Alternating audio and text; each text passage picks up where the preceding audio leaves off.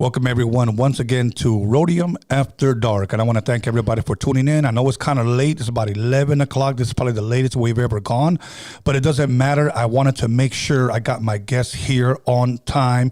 He just flew in, so I know his arms are probably tired. But you know what? We're not going to waste too much time. We're going to go ahead and get in there.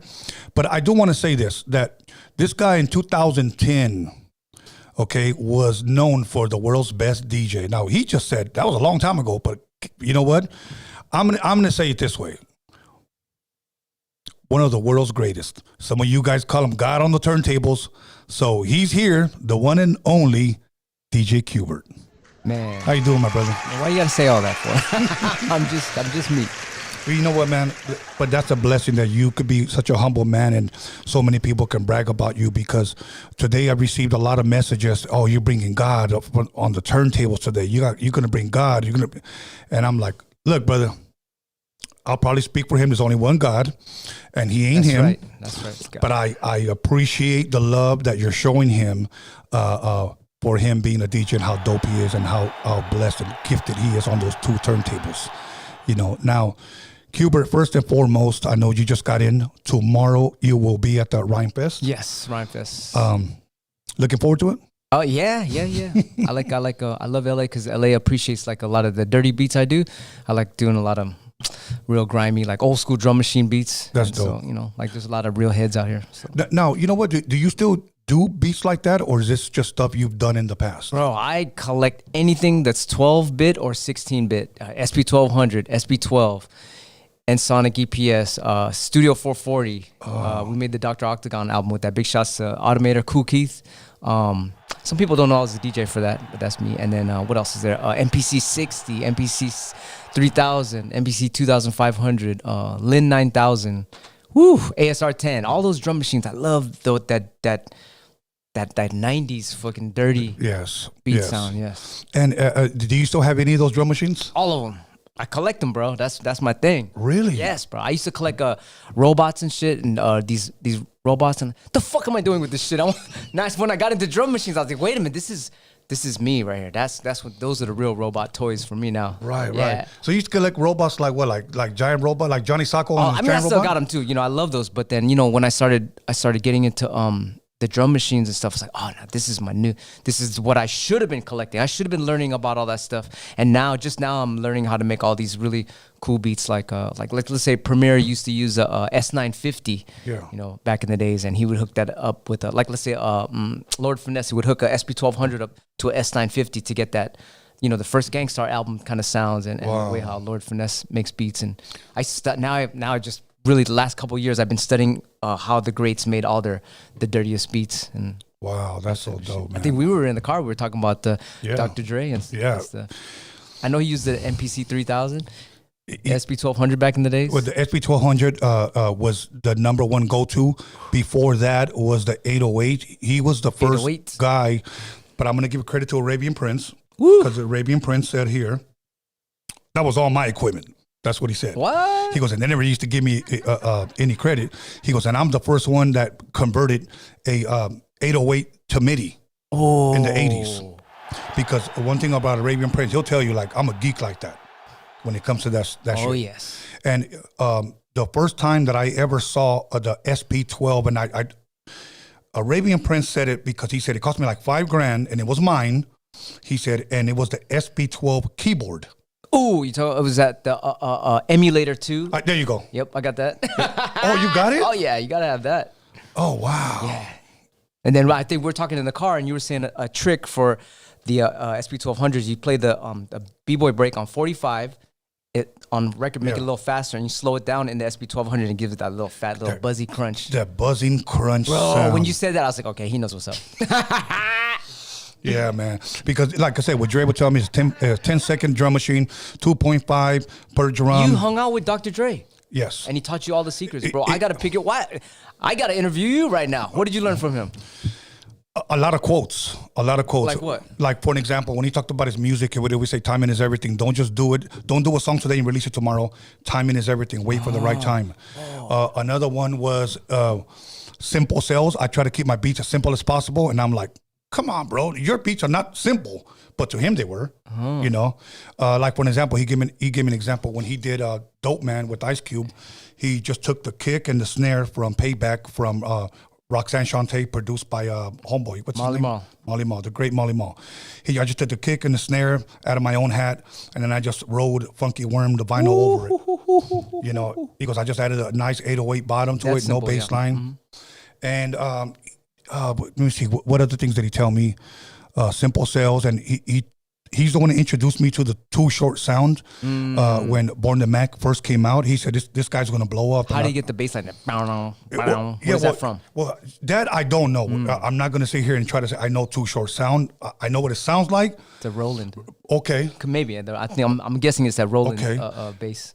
But Jure told me that this guy's getting ready to take off, and I said, why? And here's what he said. He goes, it's not what he's saying, it's how he's saying it. And he played it for me. Yeah. I mean, because let's be honest, Freaky Tales was, I know this girl by the name of Pam. I ended up fucking her by a garbage can. It's comedy shit. Yeah, it's comedy shit, but the way he would say it. Yeah. You know, and so he taught me a lot of those things, but I do want to say this because I always get a lot of guys, you don't know, doctor, I knew him then. I don't know him now, bro. Yeah. So what year would you say that was?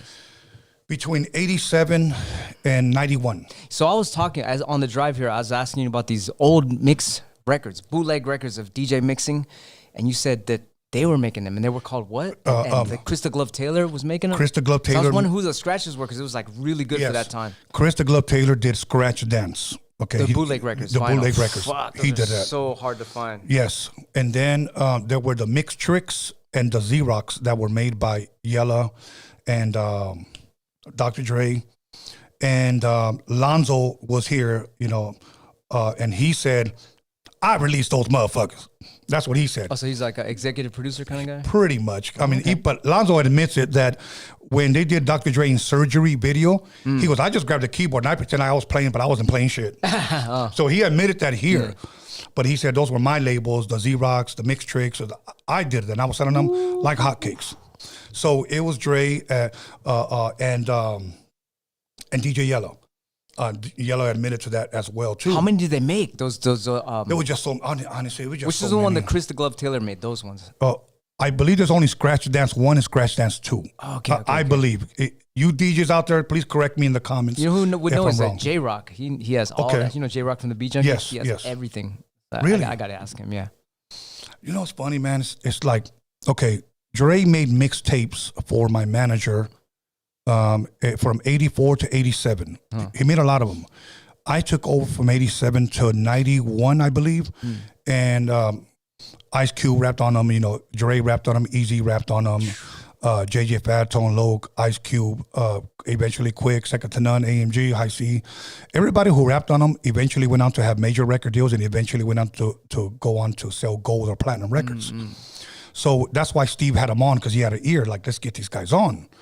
But I would have the collection of the mixtapes, friends would come over, let me borrow them, and then they would just take them and never really had them again. Got rid of all my vinyl eventually, which was probably one of my biggest mistakes, but I wouldn't know what to do with it because they were covering up the walls. But now, enough of me. When it comes to you, QBERT, for people that may not know, I know where you're from, but let us know, where is QBERT originally from? Where were you raised at, man? San Francisco, California. Okay. In the Mission District. And so everything was, all my friends were Mexican. Everything was lowriders around us. Cars would drive by and have the signs in the back window. Lowrider shows everywhere. 24th and Mission. Do you know where that area is in San Francisco? That's all, you know, Chicanos. I used to dress like a cholo. It was really, yeah. All my friends, my very first friend, my best friend was Mexican. Yeah, lived right next, like 2 doors away from me. And then actually, my very first friend lived under me because my parents would rent out the downstairs. Okay, it was Mexican. Everybody was Mexican in San Francisco. So I take it you like Mexican food. That's all they have over there. You go to the 2 blocks away, it's a burrito store. Okay. Yeah, okay. Carnitas. Okay, I was going to say carnitas. You like carnitas. Okay. Well, back then, now I'm more like I eat light. Okay. Okay. But back then, Now let me ask you this: if I'm correct, okay, because I always wondered what DJ QBERT was, so I had to look it up. Your parents are originally from the Philippines? Philippines, yes. Okay. And that would make you Filipino. Yeah. Right? Like my parents are from Mexico, that would make me a Mexican. Okay. Growing up here in the city of Wilmington, there were blacks, there were Filipinos, there were Samoans, whites. The same in San Francisco. It's a melting pot. Yeah. It's a melting pot, okay? Now it's predominantly 90% pretty much raza, okay? In this neighborhood or something? Yeah, in this neighborhood, okay. Yes. Now, growing up, DJing, and I try to be very careful because people can take things wrong. Growing up, the majority of all DJs were all black. So for me getting an opportunity to spin at a club at such a young age, I was always looked at differently because I was Mexican. You're talking about 1982 for you? Yes, because I started you got very in young, bro. Congratulations. Yeah, thank you. Wow. So you being Filipino, did people ever look at you different? Like, Well, if you lived in San Francisco, you'll know that the DJs were black, Filipino, white, Mexican. Okay. It was a mixing. It was a mix of all nationalities. So, okay. Even I think some of the first mobile DJ groups in the 70s was Electric Sounds. That was my cousin in the 70s, and they were Filipino. Really? Yeah. That's awesome. Now, I have a sister-in-law that's Filipino, and that's where I learned all like my Filipino dishes. I don't know too many of them because I think all I like is really like with chicken adobo. Yeah, that's good. I like it. It has that vinegary taste. Oh man, they have a place in a new restaurant in San Francisco. They're blowing up. They're called Senor Sisig, and they have Filipino burritos. No it's shit. The best tasting thing I ever ate in my life. Wow. Yeah. I guess I'm gonna have to try. Adobo burritos. That sounds awesome. It's amazing. Yeah. I'm surprised they don't have that here by now. It's gonna blow up pretty soon if they do a Senor Sisig over here. Senor Sisi. Yeah. Much love and respect. I'm gonna try one of those burritos. So good. Growing up, how did you get introduced to DJing? Obviously, you kind of give us a little clue. You had a family that were already mobile DJing. Was it them that inspired you? Who was it? What was it that inspired you to, let me put the needle on the vinyl and. The first person, I was walking home from high school, and there was a garage door was open, and a Mexican guy was playing music. Okay. And I was like, oh, 'cause I couldn't figure out what he was doing. I was just, that shit sounds dope. He's playing. I guess he's DJing out of his garage. Just having fun. Nobody's around. Fucking sunny day, and then I walked by. Okay, fuck, that was dope. I'm just walking by, little kid. And then another time I walked again from school, and then there was this another Mexican guy playing numbers from Kraftwerk, and I was like, God damn, that's just fucking dope. Yeah. And then and then I went to this show. This guy named, I think his name Big Rob or Black Rob or Big Bob. Okay. Big Bob, black dude, and he had his first time I heard scratching. He was like with Egyptian Lover, and he went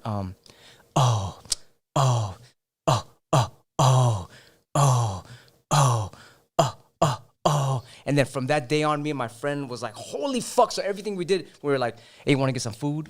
Food. We just kept, every fucking sentence was that same fucking scratch and shit. And then when I finally got some turns, I was just, how the fuck did he do that? That was my first scratch, and I learned it, and I would battle everybody with that, like, and then, well, that's the first time I lost too. And the other DJ was like, "Oh yeah, check this out." Tick, tick, tick, tick, tick, tick. Really? Fucked me up, and so I was like, "That was my first taste of it." Okay, when you walked by that garage and you saw that guy DJing out of his garage, how old were you? I was 14, 15. Never forget it. Okay, so you were in high school already. Yes. Wow. Now, were there DJs already in high school? A little bit. I would hunt them down, and it'd be like, hey, some people would say they like hip hop, and like, oh, what do you listen to? Cool, because I think we had a Walkmans back then. Right. Like, check it out, and you'd be like, yeah, my brother DJs or that DJs, and this one guy I met, I'll never forget. Man, if I ever see you again, I would love to man, just message me if you fucking see this podcast. He said, I know how to scratch. I was like, oh really? So it was the high school. I remember. 15 years old. So after school, I couldn't wait. Let's go to my house. I got turntables. And I'm turntable with the fucking, how you call it, the radio here and the tape deck here and the record on top. Yeah, or like a home console. Yeah, like this. I'll put it together in one. He goes, let me show you how to scratch. And I go, oh, I can't wait. And he went with the needle. And I was like, oh, that's I guess that's how they make that sound. Interesting.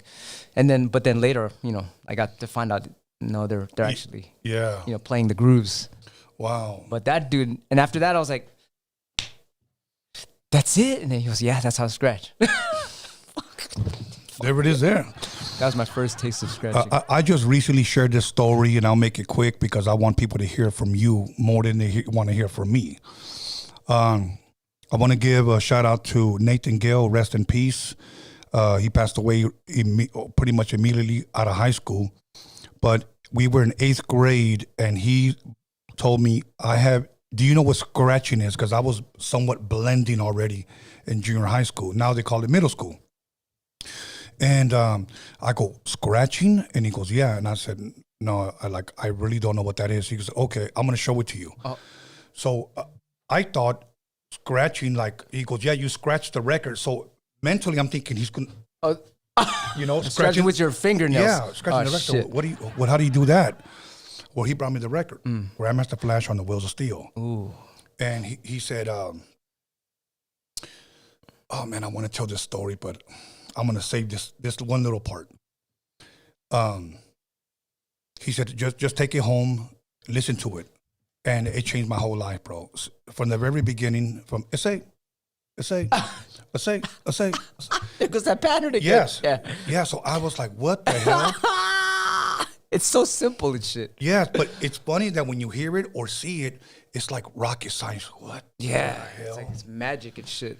I recently saw a documentary on Grandmaster Flash, maybe a year ago. It was on Netflix, I believe. And he said how he had discovered scratching, how he let it go, stopped, brought it back, thumb, and then so dope. Just seeing him explain it gave me goosebumps, even at my old ass age, bro. I was just like, wow, I remember that because we had the round knob on the home. My friend knew how to scratch with that. Go, what? That's how I learned. Oh shit, that? Like this. That's dope. Yeah, like that's that. Dope. And from there, that's how I learned on a home council. And I didn't know nothing about a scratch pad, so I'm scratching the shit out of Queen. Another one bites the dust, and they chic. Which sound did you use on there? On which one? On Queen. Queen, just the beginning, because I copied Grandmaster Flash. Dun-dun-dun. Dun-dun-dun. That's the shit. Yes. You know that? Yeah. And then at the very end, hey, I used to scratch. That's a good sound. Hey. Yeah. And then, I think it was dun, dun, down, when it goes into the break. Dun, dun, dun, dun, dun, dun. So I was working on my timing, but that's how I was doing it, bro. And that's so dope. But I love doing that stuff, man. So now, let's talk about your first pair of turntables. Were they 1200s? Because that was like the holy grail.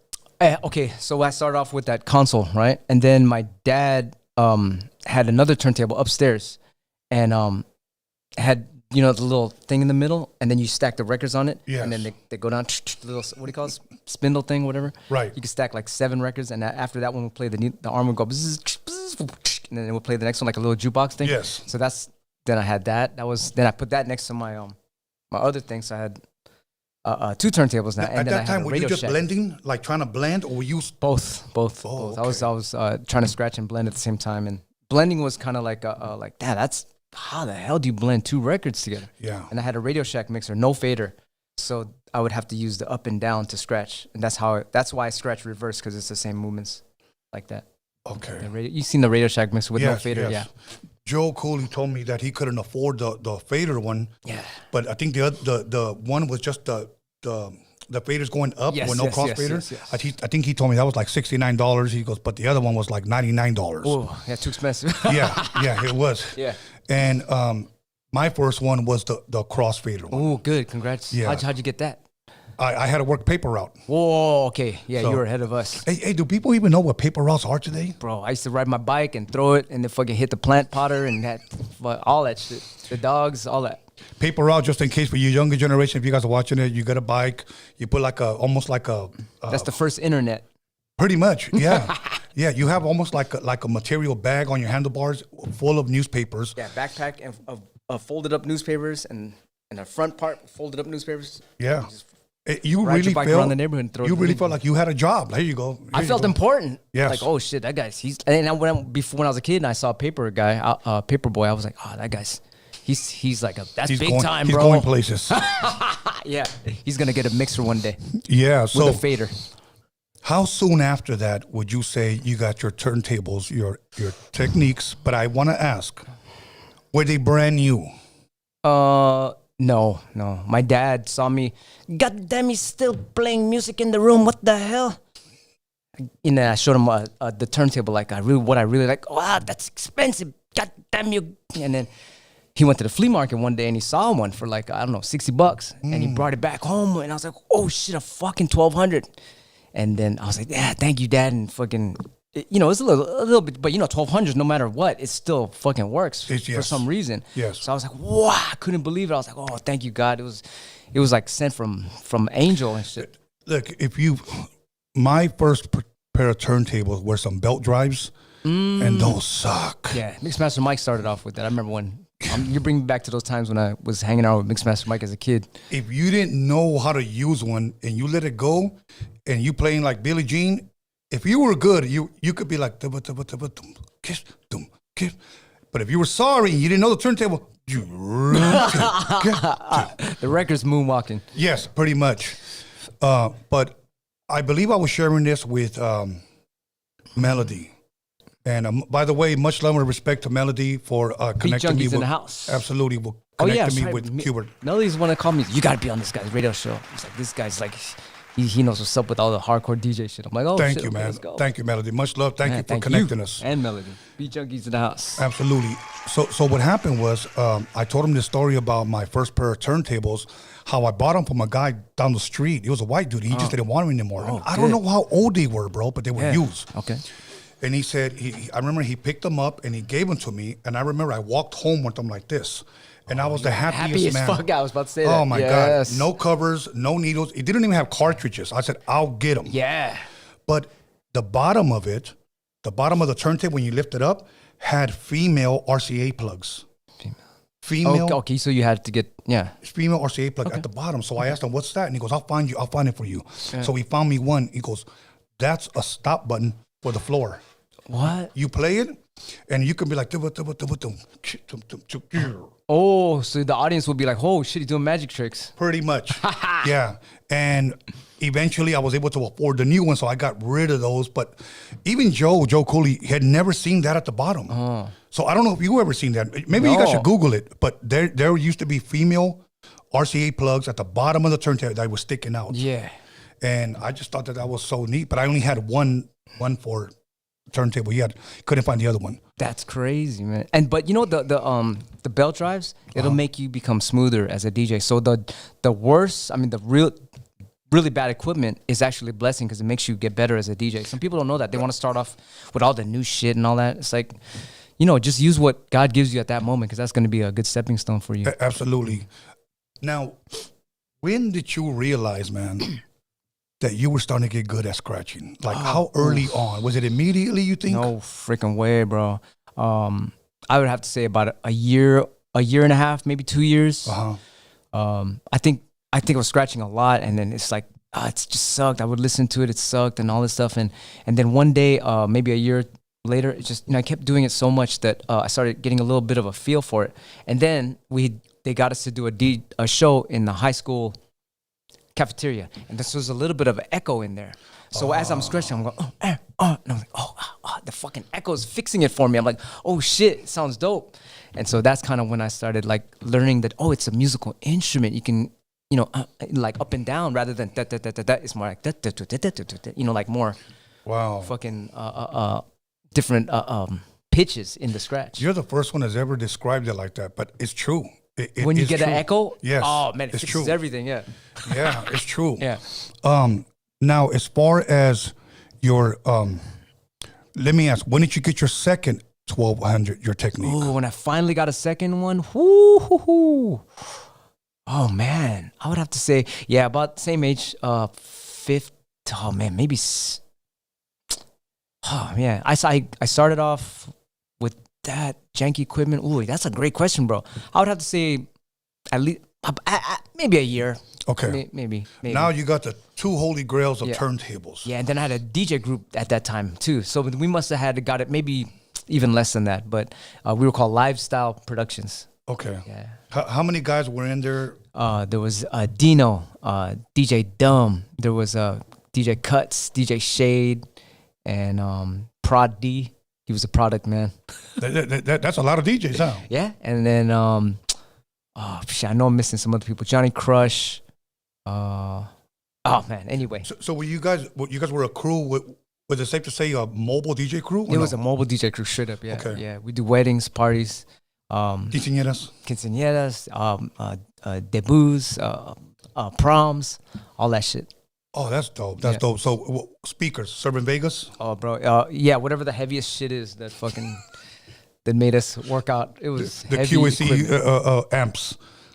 But yeah, man. So now let me ask you this, because at weddings, okay, this is one thing that somebody asked me, Tony, if you were to ever to teach someone of this generation how to DJ, how would you teach them? And I said, well, first I want to ask them what kind of DJ they want to be. If they just said, well, I want to be able to rock a party, whether it's a wedding, whether it's a quinceañera, whether it's a hall party or whatnot, of course I would teach them to blend, because at a lot of those gigs, you're really probably not going to get a chance to do a lot of scratching at a wedding. Yeah, no way. So you got to learn how to keep the people dancing. Yeah. So that's what I would do. And then later on, if you want to, cut and scratch, then that will eventually come.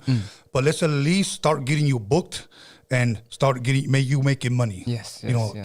Because equipment today is very expensive. Our realistic mixer costs $100. What is that Pioneer one, bro? The one with the Christmas lights that everybody Are you talking about, is it all together in one? Like no, it's just the mixer by itself. Oh, just the mixer? Oh, man, they have, I got an S9, there's an S11 I like. Like what do they go for, though? Ooh, well, like $1,000, $1,500, $1,200, something like that. See, now let me ask you this. Yeah. I know we're old school, bro, and we come from a time where $100 was a lot. Yeah. Sure. A realistic mixer was a lot. It's a lot of burritos. Yeah, exactly. Do you think that those prices are fair today, $1,000, $1,500? Ooh, brother, man. Sometimes it's almost like eBay, bro. Craigslist. People need to learn about Facebook Marketplace. That's where you get all the good stuff. Oh, okay. Yeah. Facebook Marketplace. As a matter of fact, that's where I found that table at. That was my first podcasting table. Hey, that's a good table right for there. Free. Yes. For free, that thing looks like $1,000. Well, the guy claimed it was worth $2,000. It came from a office in Beverly Hills. That's a good sturdy table. And here's what happened: I picked it up and the legs fell off. Exactly, and I was free, like, motherfucker. Yeah, that's what he said. Free, just take it. I cleaned it all out, screwed it, legs back in, we used it. So, but now vinyl. Expensive, bro. Okay, silly question, but I have to ask: were you one of those doubles of everything? Oh yeah, if it was a good record, I always get doubles. Sometimes triples or quadruples, because you already know you're gonna wear those out, because that's a good record. Yes. Yeah. Now, this is one thing, and I'm sure you could say the same thing, and a lot of DJs from our era would understand this. Today's DJs that DJ on Serato or any other program, I don't have any problem against that, because technology is good. Technology made things easier where we no longer have to carry crates. Yeah. But there was a difference, QBERT, when you had, say we had It's Like That on 12-inch, okay? Yeah. Nice and smooth, 12 inches, compared to doing It's Like That on Run DMC album. Oh, right. It's the volume's lower on the album. Yeah, the volume. And for some reason, maybe it's just me, I always felt that the vinyl albums were just a little bit thicker. Or it didn't move as smooth as the 12-inch. Yeah, the 12 inches were nice. Yeah. They were made for DJs. Right. Did you ever come, I don't know, maybe you were heavy-handed, because I was a very heavy-handed DJ. I made it work, but I've always preferred to scratch off of the 12-inch than off the album. For sure, yeah. And then even the 12-inch, you know how like a little bit they have empty space where your hand can grip on it. You know what I'm talking about? Yes. Because the grooves stop at a certain point, because it's only one song, and you have that little space where your finger can grip it. I love that part. I love that part. It's just a little empty It's like the mirror part. before it hits the label. Yeah. That's the part I like to touch. Like, woo. That and now here's the crazy part. Now, are you right-handed or left-handed? I write with my right, and I scratch with my right. Okay. Did you? And again, I'm just asking questions if I didn't know your history, but for the fans to know. You first started with your right hand. Did you eventually get as good as your right hand when it came to your left hand scratching? I'm still learning it right now. Like I'm in the process right now. Like if people watch my Twitch, you can see me like, oh, he's using his freaking left finally after all these years. Yeah. Really? Yeah.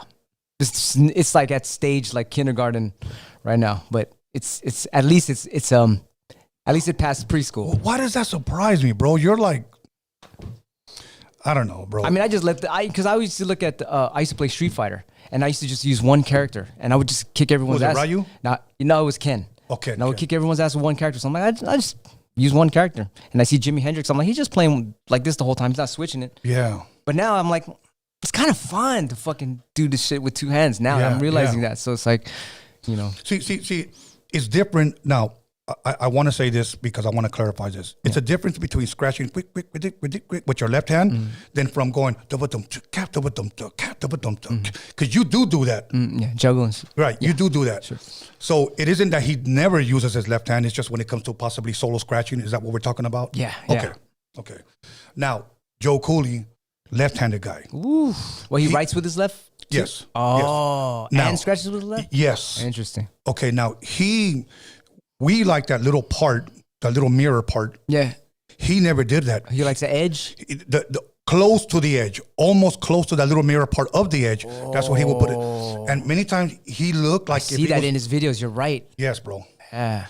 Look at it, bro. He was amazing because he always made it look like so smooth. Oh, yeah. Like, and I was just He's a G. Yeah. Wow. Real clean. But very graceful. Absolutely. Shit, yeah. Him and Cash Money, they're super graceful. Yes, and we'll get into that because I had to get it out of Melody. Was there any DJs that when you were coming up, mobile DJing, and you were getting really good at cutting and scratching, when you were doing these weddings and stuff, was there any DJs that had inspired you like the way I said, Grandmaster Flash changed my life just off of that vinyl? Was there any DJs that really had inspired you to, like, man, I want to get like that? Yeah, for sure. I started in 1985, and I think my partner, we won the World DMC title together. Mixmaster Mike, he's the DJ for the Beastie Boys. Congratulations. He started a year, maybe like about 6 months before me, but he had the touch, you know, like freaking how you call it. I always say the same thing, like you know how when you play pool and you're just like. You know how I think you had, there you go right there. May the force be with you. Yeah. So he had the force. Mixmaster Mike had the force. You know, it was just exactly like, you know, like how that guy shot the wombat in the hole of the Death Star. So Mike had that and shit. And so I had to learn that. And so that was my first like, oh, he's like using his spirit with it, you know. So that guy taught me that. And but when me and Mike would hang out, we would listen to records like Mixmaster Ice from UTFO. Oh yeah. And every fucking song was a different scratch. And I was like, God damn, this guy's a library of different scratch styles. Every time the next record he would come out with, he would always have some new shit. And that taught us, like, you always got to come out different every time. Even Howie T on some of the... Oh, Howie T, yeah. I think they were all in that same record label. Yeah. Was it Select Records? Select. Yes. Select. It was... Just Buggin' song, and then Silver Spinner. And then, what was it? Bang Zoom? Remember? Yeah, was it Bang Zoom? With Roxanne. Woo. And I think on the other side, that was another banger. I'm trying to remember the song on the other one. But my favorite part to cut on Bang Zoom, remember at the very end, bam, it was like of course, I got a routine with that, bro, big beat type shit. Big beat by Billy Squire type of shit. Then a lot of people forget this part. Remember the real Roxanne? She sang on that song, drifting on a memory. Ooh, what is it? Full forces in the place to be. She was singing over like some rugged, like it almost sounded like some Euro custom EPMD bottom, and they had full force harmonizing in the bottom. Like that was like, to mix those genres together. They were already doing that. Yeah, experiment. That's like I loved hip hop then because it was experimental. You know, now it's like a formula a little bit where they're just like, oh, let's just do this to make money. But I like the more experimental shit. It's like trap. That. Yeah. Yeah. So that's my trap boy. He loves trap. Oh, yeah? Yeah. Okay. But now, needles. Let's talk needles. What were your go-to needles? I showed you mine. Those were introduced to me by Joe. $19 at Radio Shack, MK3s. Craziness. And that's what I use. Joe Cooley would use these? Yes. Radio Shack needles? Radio Shack needles. Look at, ask him when you guys see him. He used those at the New Music Seminar to battle Cash Money.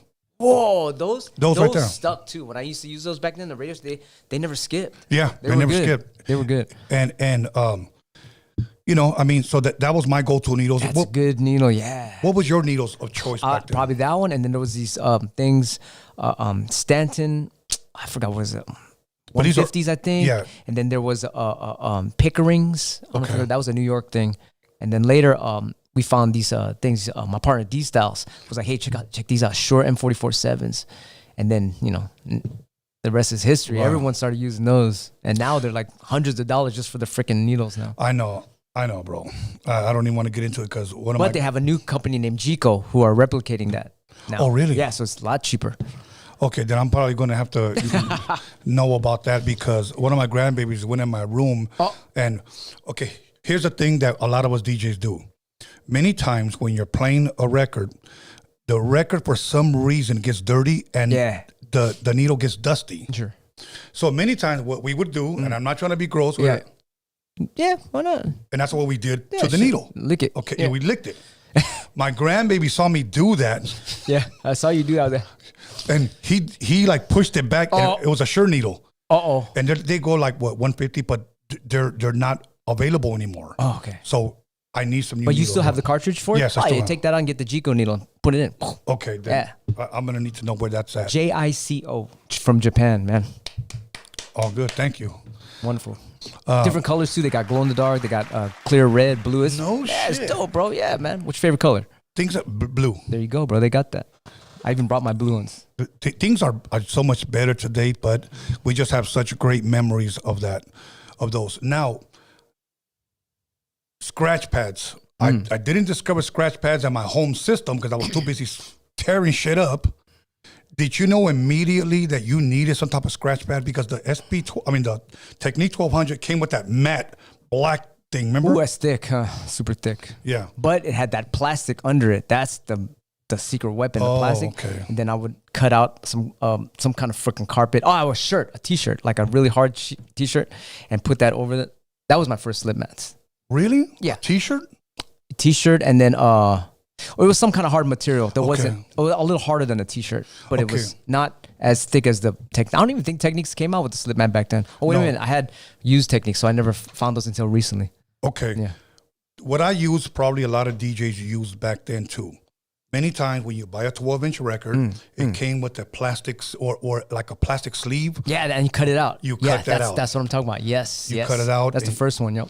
And then, and here's another one for us that whenever we would scratch too much and that hole would get loose, we'd have to get a little piece of Post-it note, cut and then put it in that little thing. You know what I would use is the, on the back of a cassette tape, you know how you take the sticker off and then there's that decal, what do you call it? The back is slippery.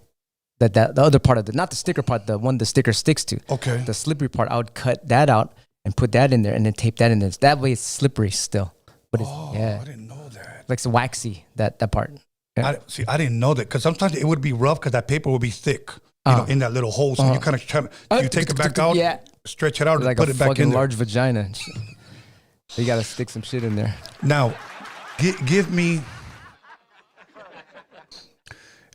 probably one of your most like craziest or possibly craziest story mobile DJing that might have happened, whether it happened to you or not, or you saw it at a wedding, you saw it at a quinceañera, you saw it at a backyard party. Give me one of your wildest experiences DJing while you're mobile DJing, and then I'll give you one that nobody can top yet. It's not that crazy. I mean, just, when you have to go to the bathroom and then fucking nobody can see you because you're behind the booth, you just take a piss right there. What's up, y'all? How's it going? He fucking taking a leak in the booth and shit. And it ain't your booth, so it's like the club no shit. It's not that big of a deal, but yeah, okay. Wow. Okay, what about fights? Oh yeah, fights, bro. If like if we couldn't get into a club and it would be a lot of us, We would like fight the security guard or whatever. But it was mean because there was a lot of us. So it was like, you know, now I think back, it's like, that's fucked up, man. Right. You know, I'm so peaceful now, and like looking back, you know, what if you pulled out a gun, you know, fucked us up. So right. Okay. What about did you ever have a song if you wanted to start a fight while DJing? I'll give you an example. I wanted to end the party because there was just too much shit going on there. So you incited a riot? Yes, I did. So I started bumping that shit and then go like, hell yeah, it's after 10, so I know the cops are going to come. What's the name of the artist? Ice-T, Colors. Everybody start throwing up their gang signs. Before you know it. You're in LA, right? Yes. I can't even imagine, bro. They started fighting. Cops come. Get out of here. I was paid. That's how to get out of there quick, huh? Hell yeah. There's a tip for you. Yeah. Now, let's just say that I was a guest DJ and the DJ played 2 hours before me. Yeah. I experienced one time where I got there and there was a fight. They started fucking fighting and it started getting bigger and bigger and bigger. And on purpose, I played a slow song. A slow song, yeah. Mellow it out, change the vibe, the energy. That's beautiful. Yes. And come to find out that the guys were fighting with two gay guys. Oh, shit. So they started making out? Yeah, they started slow dancing because they thought one guy was looking at another guy and they started. Yeah. So, but anything else you might have witnessed, whatever, before I tell you my story? It's Damn, actually. You didn't even tell your story yet? Go ahead. No. Shit. Okay. Fuck. Okay. I was in Santa Ana and I was mobile DJing. I won't give it too much info in case the guy's looking. But the guy had gotten married to a 18-year-old girl. I guess she had just turned 18, so he got married. And the guy that she had married, I think, was like almost 30 years old. So he was a little bit older, like almost 10 years older. All right. And I took one of my boys that was always well fit. And the reason why I say that is because he used to lie and say he was a Chippendale dancer. Oh, shit. Remember Chippendales back in the day? Yeah. And he was always well fit. He just genetically, this guy had the Superman body. Okay. And every once in a while, this guy would always like to take off his shirt. Okay. Whether he was at a party, whether he was at a wedding or a quinceañera. And showing off and shit. Yeah. And I was always like, turn it down a notch, bro. Slow down, you know what I'm saying? We're at a wedding, pal. You know? Yeah. So the girl that got married kept looking at him. Dude. Oh, shit. Here we go. Okay. And finally, she tells us, hey, you know what? We're going to go ahead and serve the cake. We're going to cut the cake, and then we're going to take a half an hour break. She wants that cake. Yeah. So just go ahead and play some slow music. I said, okay, cool. So and then I noticed that she looks at my boy, and they walk out. Uh-oh. Okay. So I'm playing slow music. I'm fucking playing Lady by Kenny Rogers and Hello by Lionel Richie, you know. And then finally, about 25 minutes later, the groom comes up to me, hey, man, you see my wife? Oh, shit. And I was like, no. Oh, okay, yeah, we're looking for her. So he walked that way, and I'm like thinking, let me go look. We used to have an old UPS truck where we used to take all our equipment. Yeah. We had a lot of equipment. I opened it up, and this guy was boning the bride. Wow. He boned the bride. Boning the bride breaks. That's a new record coming soon. And I said, you know what I told him? I opened the door. Yeah. What the fuck? She just got married, bro. Yeah. Yeah, I know. Close the door. Hurry up. He goes, they're looking for her. So. Look no further. Yeah, bro. That was my.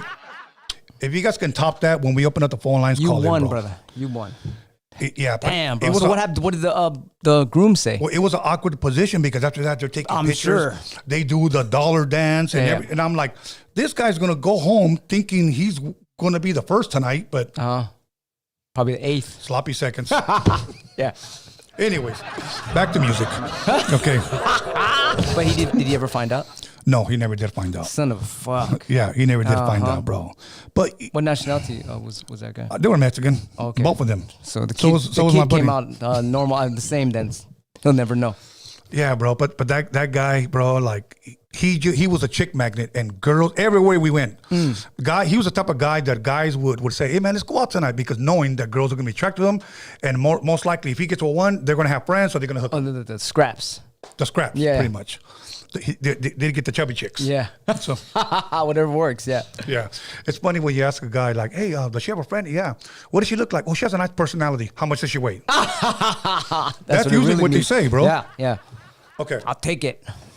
Now, QBERT, Yes, sir. your name, please tell us how did that name come up, and was that always your DJ name? Oh man, it was like a lot of video games at that time. Pac-Man, Dig Dug, QBERT was one of them, and then my last name started with a Q, and they were calling me QBERT in high school. I was like, that's not, that's not my name. Why would you call me that? And it just stuck. That's all. Okay, so there was really nothing like I sat at home one day and I had a vision. If I knew about going into Marvel comic books, I would have been some other shit. Just slash the Rip Claw, whatever, this and that, or whatever, But if I wish I knew. Okay. So when all you guys making up new DJ names, just get the Marvel universe, look through there, get the DC universe, combine the two names, you got a name. You got a name. Yeah. Got a name. Badass name. I love 80s video games, bro. What games were you good at? I know you mentioned Street Fighter, but what games were you good at? And I'm talking about the kind you put the quarter in, or if you don't. Atari, or which one are you talking about? No, when you go to like the liquor store or a bowling alley, and Oh, I used to play this game called Carnival. Carnival, it was like you had a gun at the bottom and you would just shoot stuff. Come on, I don't remember. I remember Star Castle, Asteroids. It was not that popular, but it was by Sega, and it was this game called Carnival, and you would shoot everything, and it was dope because if you got to a certain level, it would put the really small things to shoot, like letters. You have I forgot what the letters were, but I don't know if you shoot the S and the E and the C until it said secret message or something. I forgot what it was, but it was really so you hard. shoot It was up a lot of skills. You shoot up almost like it's just like a Galaxian. Yeah, it's the same thing, but it was Carnival. You shoot ducks going by and shit like that. Oh, no, I think I remember. Yeah, now. you remember that, right? Yeah, yes. I remember. You know which game I used to like too? Frogger. Remember Frogger? Oh, that was my favorite too. I forgot about that. Yeah, Frogger was the shit. That was the shit. It goes to the end event, and you get the girl. Yeah, that's the shit. That was dope. Mm-hmm. One of my favorites was Donkey Kong. Ooh, then he came out with the bootleg. I don't know if you remember the Crazy Kong. I don't know. Yeah, it was an actual bootleg. They were making bootleg, but it was called Crazy Kong. Same thing. Wow. Crazy Kong, Asteroids was one of my favorites. Asteroids is hard. Defender, Stargate. Defender, another one. Remember Joust? I don't know. Oh yeah, of course, bro. Yeah. What was it? Oh, and I was a big pinball guy. Today, me too. I'm more pinball. Yeah, it's more organic. Back in the day when you would hit the ball, your ball, ching ching ching ching ching ching ching ching ching ching ching. There was so much to hit. Okay, I tried playing pinball not too long ago, and there wasn't too much ching ching going on. Why not? I don't know. I think that shit was fake. I would have hit the ball, it'll come, and it goes right to the middle, and I was like, whatever happened to the ching ching? Oh man. Yeah, bro. So I think they just and the games cost $1 now. Yeah, fuck that. Yeah, shit. bro. That's crazy, bro. The game costs $1. Okay, back to. You ever do the tilt shit on the pinball? You ever get those pinballs where you could move it, and that way when the ball comes down, you just move it. Oh no, that's the funnest. But then only if the game doesn't tilt. But sometimes the tilt is off, so you'll never fucking lose the ball. You just slide the pinball across. That's super fun. Did you ever get games for a nickel? A game? What kind of games for a nickel? Okay, say you put a quarter in for some reason, it doesn't take and it comes out of the change thing. Yeah. Okay. Whenever it didn't have that little flap, yeah. Because you stick your finger in and you get the quarter out. We would take a nickel, put it between our fingers like this. Yeah. Put it in there, and then once you got it against the little bar, you take this middle finger and you flick the nickel till it goes up inside the hole. Inside the hole, and then you get credit. Cha-ching. Free money. For credits. For credits. Oh, that's fucking dope. I never knew that. Yeah, I did that. We used to drill a hole because my dad was a carpenter. So we drilled a hole, put the fucking wire, what do you call it, string on the quarter. And string up the machine. Fucking never worked. I thought it would work. I was like, yeah. And the thing would get stuck. I leave and it fucking looked like a tampon thing right there hanging out, whatever. Ah, shit, fuck. And we broke the machine. Oh, man. But yeah, bro, one thing, I don't know how my boy used to do it. Pinball machine. He'll get a cup, like a Coke, like this, but it had water in it. And he would get a straw and hold it. He goes, hey, look around for me. And I don't know why he used to do it. Just to get one fucking game. Yeah, that's he would spit water where the quarter went, and it would give him a credit. Oh. Yes, bro. And he goes, never heard of that one. Yeah, he goes, it only works for a couple of credits, and then it burns the game.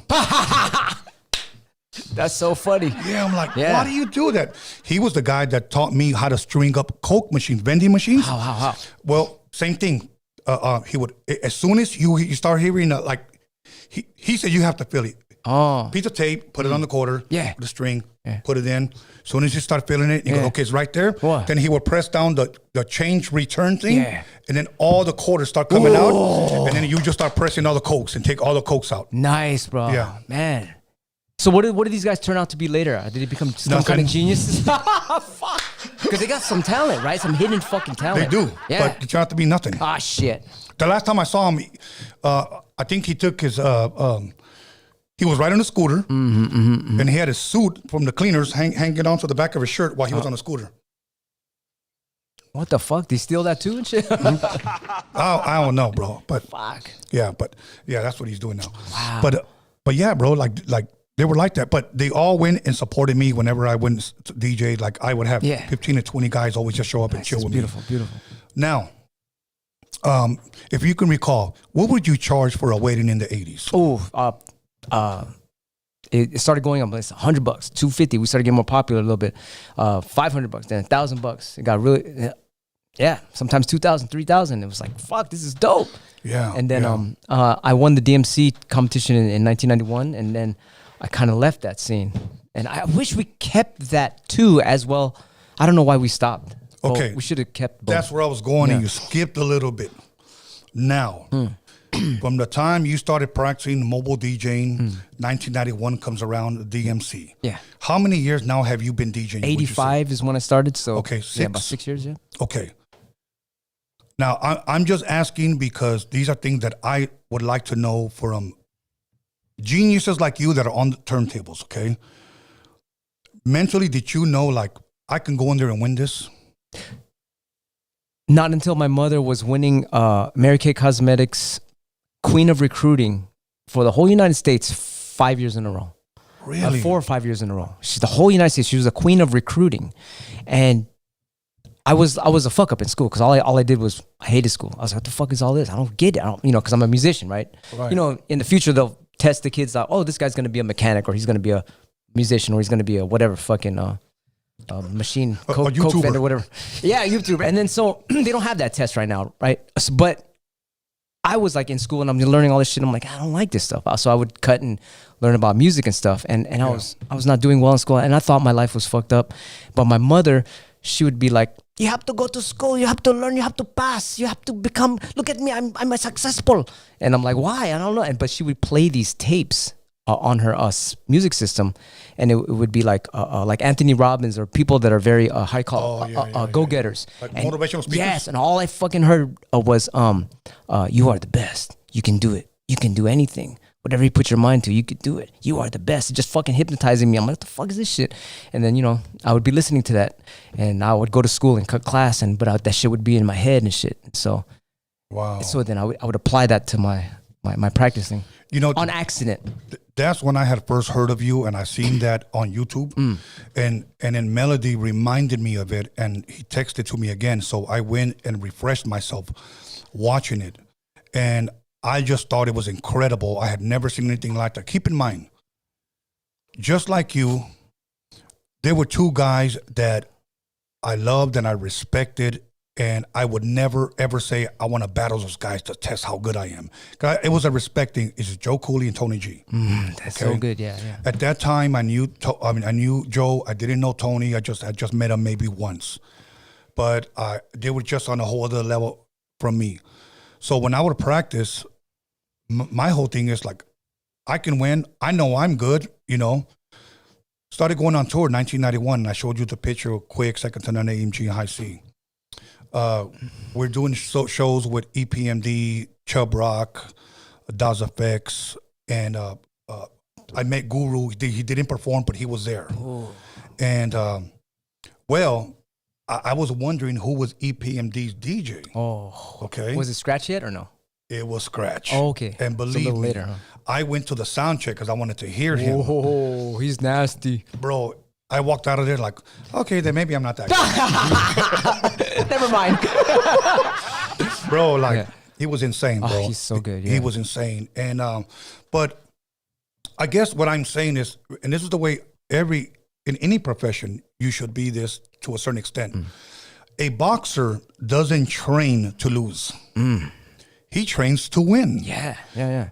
So I believe when you trained and you knew you were going to that DMC, I could take this. Okay. Was there any DJs that, did you have the lineup of the DJs before you entered? Well, I also was losing a lot of battles too. So I was winning a lot of battles and I was losing a lot of battles before I went to the DMC. Okay. So I said, fuck, I went to go to some kind of like a Buddhist monk kind of person, like a spiritual guru. I said, how do you fucking win these DJ? How do you win this DJ battle? And they don't know anything about DJ. They say it doesn't matter if you win or lose. It only matters if you hone your personal skills. So I went to the battle like, I don't give a fuck if I win or lose. I'm just going to be the best I could be, whatever the heck that is. Right. So you just have to dig deep into your soul and become the best you. And then on accident, I won that too. So it's like, it's like, but if you're thinking, I'm going to beat this guy, and you're like, fucking, you're only thinking about that other person, or you're only you're just thinking about that level. Yeah. But if you start thinking about yourself and God is within you, because God is in everybody. Yeah. So you think of that individual you being as close as God as you can, how would that be? And so you practice to that level as much as you can. And so everyone can do it, you know? Yeah. Now, first and foremost, congratulations on that one. And I know you went on to win. No, I lost. Okay. And you lost other ones, correct? No, I won. I won. You know what happened is I won the West Coast Championships, DMC. Then I went to the U.S. finals. And I was like, okay, I'm not going to win. I'm just going to practice my best. I'm going to, you know, what I said earlier, I'm just going to do my best. I don't care. I fucking won that one, the U.S. Then I went to the world eliminations. I like, whatever, I'm just going to do my best. Went to the world. I won the world eliminations. And I went to the world finals. And then you know what I said? I said, I'm going to fucking take this shit. I don't have to practice. I fucking lost. No shit. Yeah, so that's what happened. So that taught me, 1991, it taught me to be humble. And so that was a big blessing for me. It was God like, that's what you get for thinking you're big-headed. So from that day on, I always practiced. And then 92 came around. We did the same thing. We're just going to do our best. Me, Mixmaster Mike Apollo, entered the DMC World Championships. We're just going to do our best. And fucking won on accident. Wow. Yeah. So it always, just when you're down to earth, and that's awesome, it always helps. Okay. First and foremost, congratulations and all that. I want to talk a little bit about scratching, because you do a lot of scratching that it sounds like you invented them, okay? Because there's a lot of them that I've never heard, you know. And I went back to looked at a lot of your videos, and also a lot of your audio, you know, like the one that I added today for the flyer. And I was listening to them, and I was like, okay, I can tell that in the 80s and 90s, I heard a lot of dope scratching, but you just had a unique style. Who do you contribute that sound to, or is that just you? Well, I mean, it's studying it's like you said, like a boxer, like you study all the boxers, all the moves, and you kind of flip it and make it your own too. So you have everyone's vocabulary, and you have yours too, and you're flipping all their vocabulary too. So, and then you're practicing again, and then you're practicing over that, and you're trying to get better than that. And then the next day you're trying to get better than that. So it's a combination of the history of everything that I've learned from, like all the masters, Cash Money, Jazzy Jeff, Joe Cooley, The Glove, who else? Ice-T's DJ, what's his name? Evil E. Evil E. Ooh, yeah. Mixmaster Ice. I'm everybody. And so it's just going back into yourself and connecting to God with it all. So all the scratches it's really coming from God. So there's no like, I invented this, I used to be like that. I invented this, I invented that, but it's not. It's God. God is helping us all the time. So all the praises due to God. Awesome, man. You know what? I don't even know if I answered your question. No, that's good enough. Now, I do want to ask you something as far as, did you ever get called out a lot? Like, yo, bro, I want to battle you one-on-one. Yeah, fuck yeah. Really? Yeah, did you ever take any of those and like, okay, let's do this? Yeah, all the time. But, and because I would lose a lot, I didn't care anymore. Because every time I fucking lost, I would learn something. So I was like, oh, cool, I'm going to lose again to win a new lesson. So I was like, yeah, let's go. You know, it's always like training grounds. It's always like God's saying, okay, you need to see this guy here so you can get better. Okay. Yeah. I remember there was some dope DJs around the harbor area here in the, I want to say mid 80s. And Joe wasn't with Rodney O yet, but he was building a big name on the street for him, okay? And there was a lot of guys that were just saying, yeah, man, I heard your boy Joe, he can't spin for shit. You know, I want to battle him. And I would tell him, okay. So I would call up Joe, hey, this guy wants to battle you, blah, blah, blah. Well, how much is he willing to bet? $50. Okay, I'll take his 50. So we would pick him up and take him to his house and beat him right there in front of his family, bro. On several times, bro. That's hard. Bro, they never saw his quickness. He did What People Do for Money by Divine Style or Divine Sounds. Damn, and then when he went, damn. Yeah, he's a speed demon. Bro, that guy, that literally went like this. Did you swallow shit? That's hilarious, bro. When it was his turn, Joe didn't even look at him. So go ahead, man. Go. He knew already. You know when the DJ picks up the needle like this. Oh yeah, the fucking nervous shit. Oh, dude, he couldn't even do it, bro. Yeah. He couldn't even do it. That's hilarious. Dude, we did that several times, bro. Yeah. The last one, you remember Techno Scratch by Knights of the Turntables? Yeah, hell yeah. Hey, I met those guys. I was like, holy shit, they're from real. here. I know. Yeah. I fucking thought they were like fucking from heaven or some shit. Knights of the Turntables. Yeah. What a name too, bro. Yes. Fuck, dude. We went to the same high school together. They were just a little bit older. Yeah. So one day, I think I was in 10th. They were probably in 12th. They showed up with their jackets that said Knights of the Turntables. Oh, with the jackets too. The jackets, okay? That's hard. That's some hip hop. And I remember shit. one guy, his name was Gerard. He was one of the guys. And he's, I believe he lived in DA right here in Carson. Yeah. And I saw them, man, and I was like, fuck. In my mind, because they already had a vinyl, my question was to them, hey, man, can I ask you a question? And they both turned around and looked at me. And I said, how did you guys make it big? Yeah. I thought having a vinyl was already big and you got a jacket to show it. Yeah. You know what he told me? Yeah. Go to Radiotron. Ooh, did you go? Yeah. That's a historic fucking... Yeah. So I called up my boy, Angel. Much love to him. And let's go. And we went. And then that's when I saw Tony G. Oh, Tony G. And I saw he played the show by Dougie Fresh. Dun, dun, dun, dun, dun, dun, dun. I would walk in and I see him. And I'm like, holy shit. With that song too. Yes. At that time? Oh, yes, man. What drum machine was that? No. Well, Is that a Lindrum or something like that back then? You know what? That part I don't know. The wisest answer that I can give, if anybody knows what Dougie Fresh played that with, please let us know. It's like the Run DMC drum thing, huh? Yeah. Dun, dun, dun. Whatever. I think that's because those aren't samples. No. Nah, that was before sampling. But that's a beautiful sound, bro. What synth do you think that is? I don't. Oh, me too. I don't know what the synth is. I don't know. That's the wisest answer. I can't stand one because I think it was probably a Roland, it was probably the ARP Odyssey, or it was probably the Oberheim. I could have been any of that shit. Yeah. They're making that shit up. No, I don't know. Yeah. Dougie Fresh, if you're listening, please let us know. Slick Rick. Yeah. Now, so you saw him, and what did you think? Was he fucking in the? Well, he was fucking it up back there. What kind of booth was it? Was it? Well, it was a little stage, so we were down here. So I could only looking up. That's like God. It's like that's amazing, bro. Well, if you watch Breaking, that's Radiotron. Okay, of course, yeah. You may not know this, but Turbo, whose real name is Michael Chambers, whose street name was Boogaloo Shrimp, lived 3 blocks away from me right here. Well, right now? Let's go. Not now. What's up, man? Yeah, he's the guy that taught Michael how to backslide. That Michael called the moonwalk. Oh, the moonwalk was standing in place. I thought the moonwalk was made in the 40s. You ever see that black and white video of that guy doing the moonwalk? Oh, no. But I seen, I'm trying to remember the guy's name. I seen the Mexican man in the 50s do the moonwalk. Oh. It was in a movie. You can YouTube it, bro. Wow, maybe that's the one. He was doing the moonwalk standing in place. Sick. But the backslide, Turbo, Michael Chambers taught Michael. I mean, we knew that in the 80s. It wasn't even called a moonwalk. It's a backslide. Where it was the backslide? Yeah. Michael's the one that changed it and to the moonwalk. Oh, man. Fuck the moonwalk. But he made it famous. He took it to another level. And then he eventually ended up teaching Usher and Chris Brown how to do that shit sideways. Oh, sick, yeah. Yeah, but he was probably the king of the backslide. But now. And he lived 3 blocks away. Mm-hmm. Yeah. So would you see him a lot? Yeah, well, I spent one summer with him and he taught me how to pop, but I wasn't that good. Do a little bit. Do a little move right now. Go ahead. No. Almost got him. you know, one thing I will say this. Okay. One thing I will say that I really, really, really enjoyed popping back then. Me too. Before the arm wave. Because today, when you tell somebody, let me see you pop, what is the first thing they do? I fucking just did it right now too. That's the first thing they do.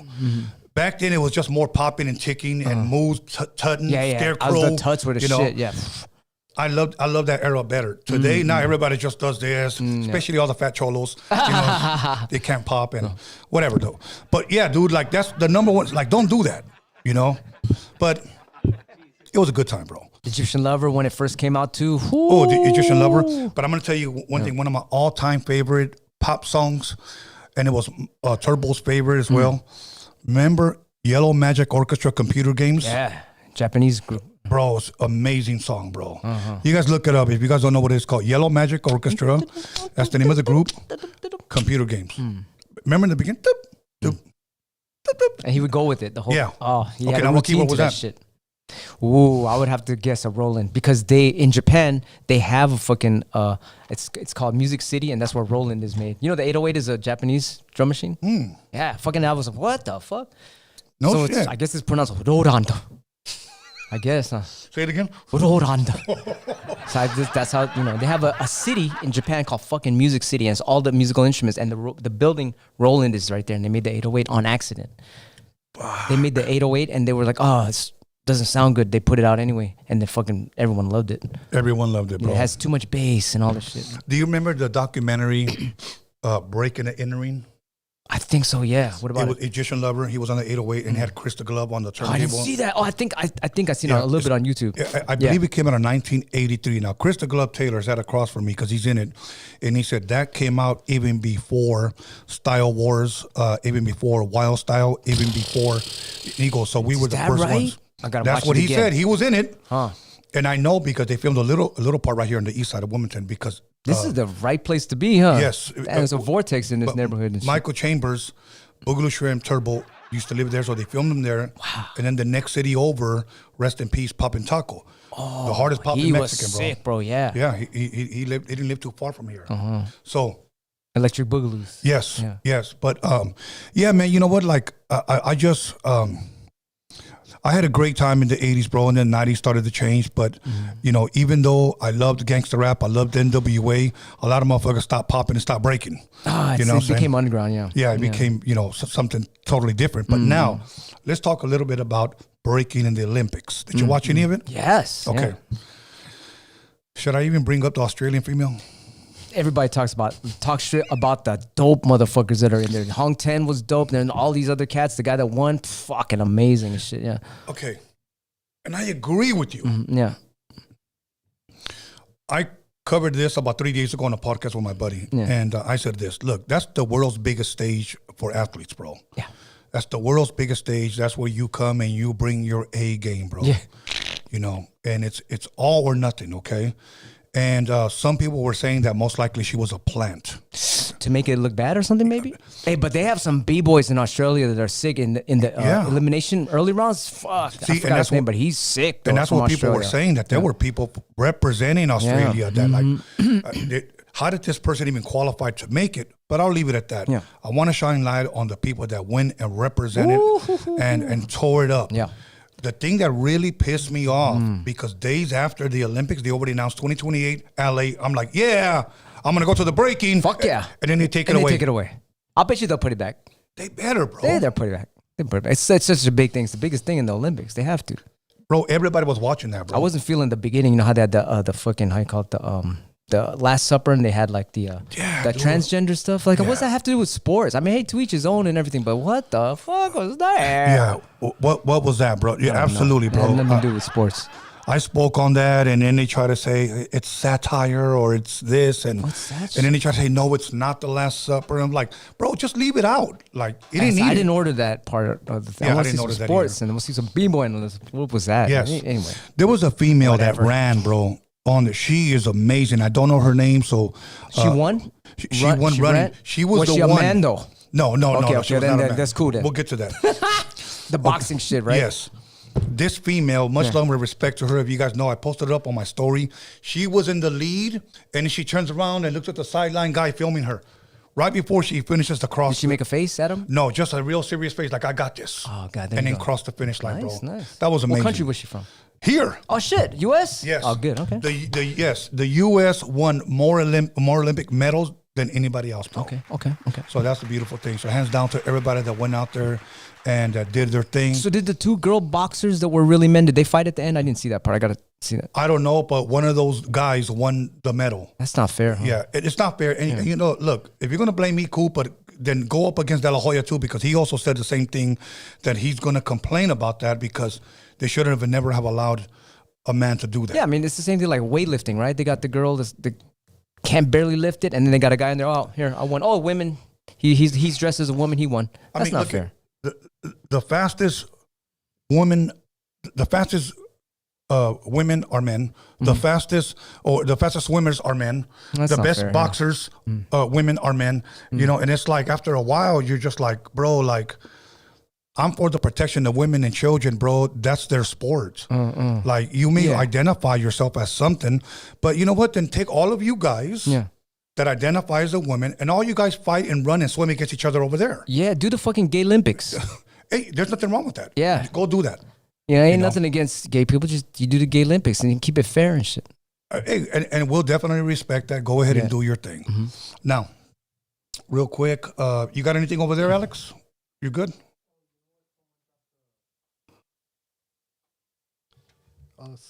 We got a super chat right here. Okay, go ahead. Read it. Oh, thank you. Gorilla Strong dropped $10. He said, shout out to the East Coast legend, DJ QBERT. Your mix of Tom Sawyer by Rush on Demolition, Pumpkin Squeeze music. Oh, tell him I said thanks. That's what do you call it? Inspired by Grand Wizard Theodore and Grandmaster Flash. So I don't take credit for scratching that because they've been doing that. He said it's still one of my favorites. Much love and respect from Virginia. Oh, that's cool. If he likes that mix, get that mix. All my mixes are free on djqbert.com. Download that one. It's called Demolition Pumpkin Squeeze Music. It's a big ass b-boy mega mix of scratching. Right. Yeah, of old school breaks. All the classics. Now you were also a part of another group called the Invisible Scratch Pickles. Still, correct? Invisible Scratch Pickles. D-Styles, Shortcut, Mixmaster Mike.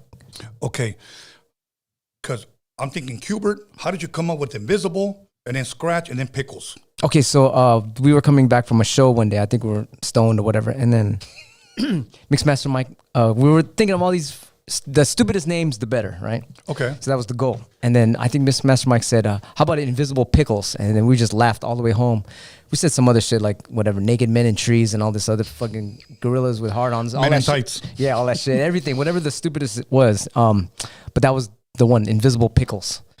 And then the next day, DJ Disc called and he said, how about Invisible Scratch Pickles? And we're like, oh, Invisible Scratch Pickles, yeah.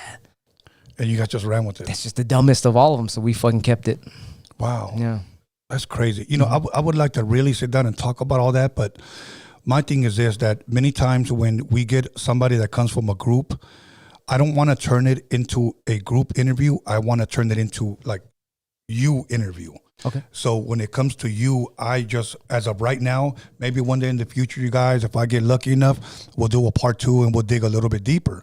But I do want to ask you, okay, after all of these championships, and then you also, by your own admission, some of the losses, Vestex, explain to us how that QFO came about, the turntable. So we were working with Vestex a lot. We started making, designing all these mixers. Like there was an 05 Pro. We were like, hey, how about put a reverse switch on there? Because we scratch backwards because of the realistic mixers back in the days. We didn't have a fader. Right. So, you know, that was part of that. We told them that, okay, let's make we battle a lot. So instead of making the mixer so big, let's make a thin one. So then I designed this thing called the 06 Pro. So it was a thin mixer. So you could just juggle really fast. Right. And then after that, it was like, oh, how about if I was at the beach living in Hawaii? I was like, fuck, the guy's over there playing his fucking violin on the beach and the guy's playing his guitar on the beach. I said, I want to fucking scratch on the beach too. I want to have a portable turntable. So that we invented this thing called the QFO, which was a turntable and a fader on it. So I would put it in my car and be at the beach. And, oh, shit. Yeah, and the fucking violin and the guitar guys were like, get the fuck out of here. And that's that. And then what else is there? And then we designed this thing. I drew a turntable. I said the future of this whole shit is going to be like the QFO. It's a turntable, another turntable, and a fader all in one piece, and it's called a controller. And now everybody fucking uses controllers. Wow. So, yeah, I drew that on paper and gave that to Vesta, and they made the first controller from that. Wow. Okay. talk to me about the. We talked already about the QFO. Is that still available if somebody wants one? That's totally sold out. Yeah, so the Vestax made, I think, I forgot, either 500 pieces, and they broke the mold on purpose because they wanted it to be a kind of like something rare. Yeah, a gem. Yeah. Wow. And I'm over there. I'm trying to glue it all back together right now. What the fuck? Do you have one still? Oh, I still, of course. I got the prototype. I got a white one, a black one. It's Wow. Yeah, they're beautiful pieces. God, I forgot my question that I was going to ask you, but now since you brought up, it was the Vestax. It was one other thing. The talk to us about because first, if you guys, my son used to play Guitar Hero, and then they came out with the turntable. DJ Hero, was it? DJ Yeah, Hero. Yeah. How did you get involved with that?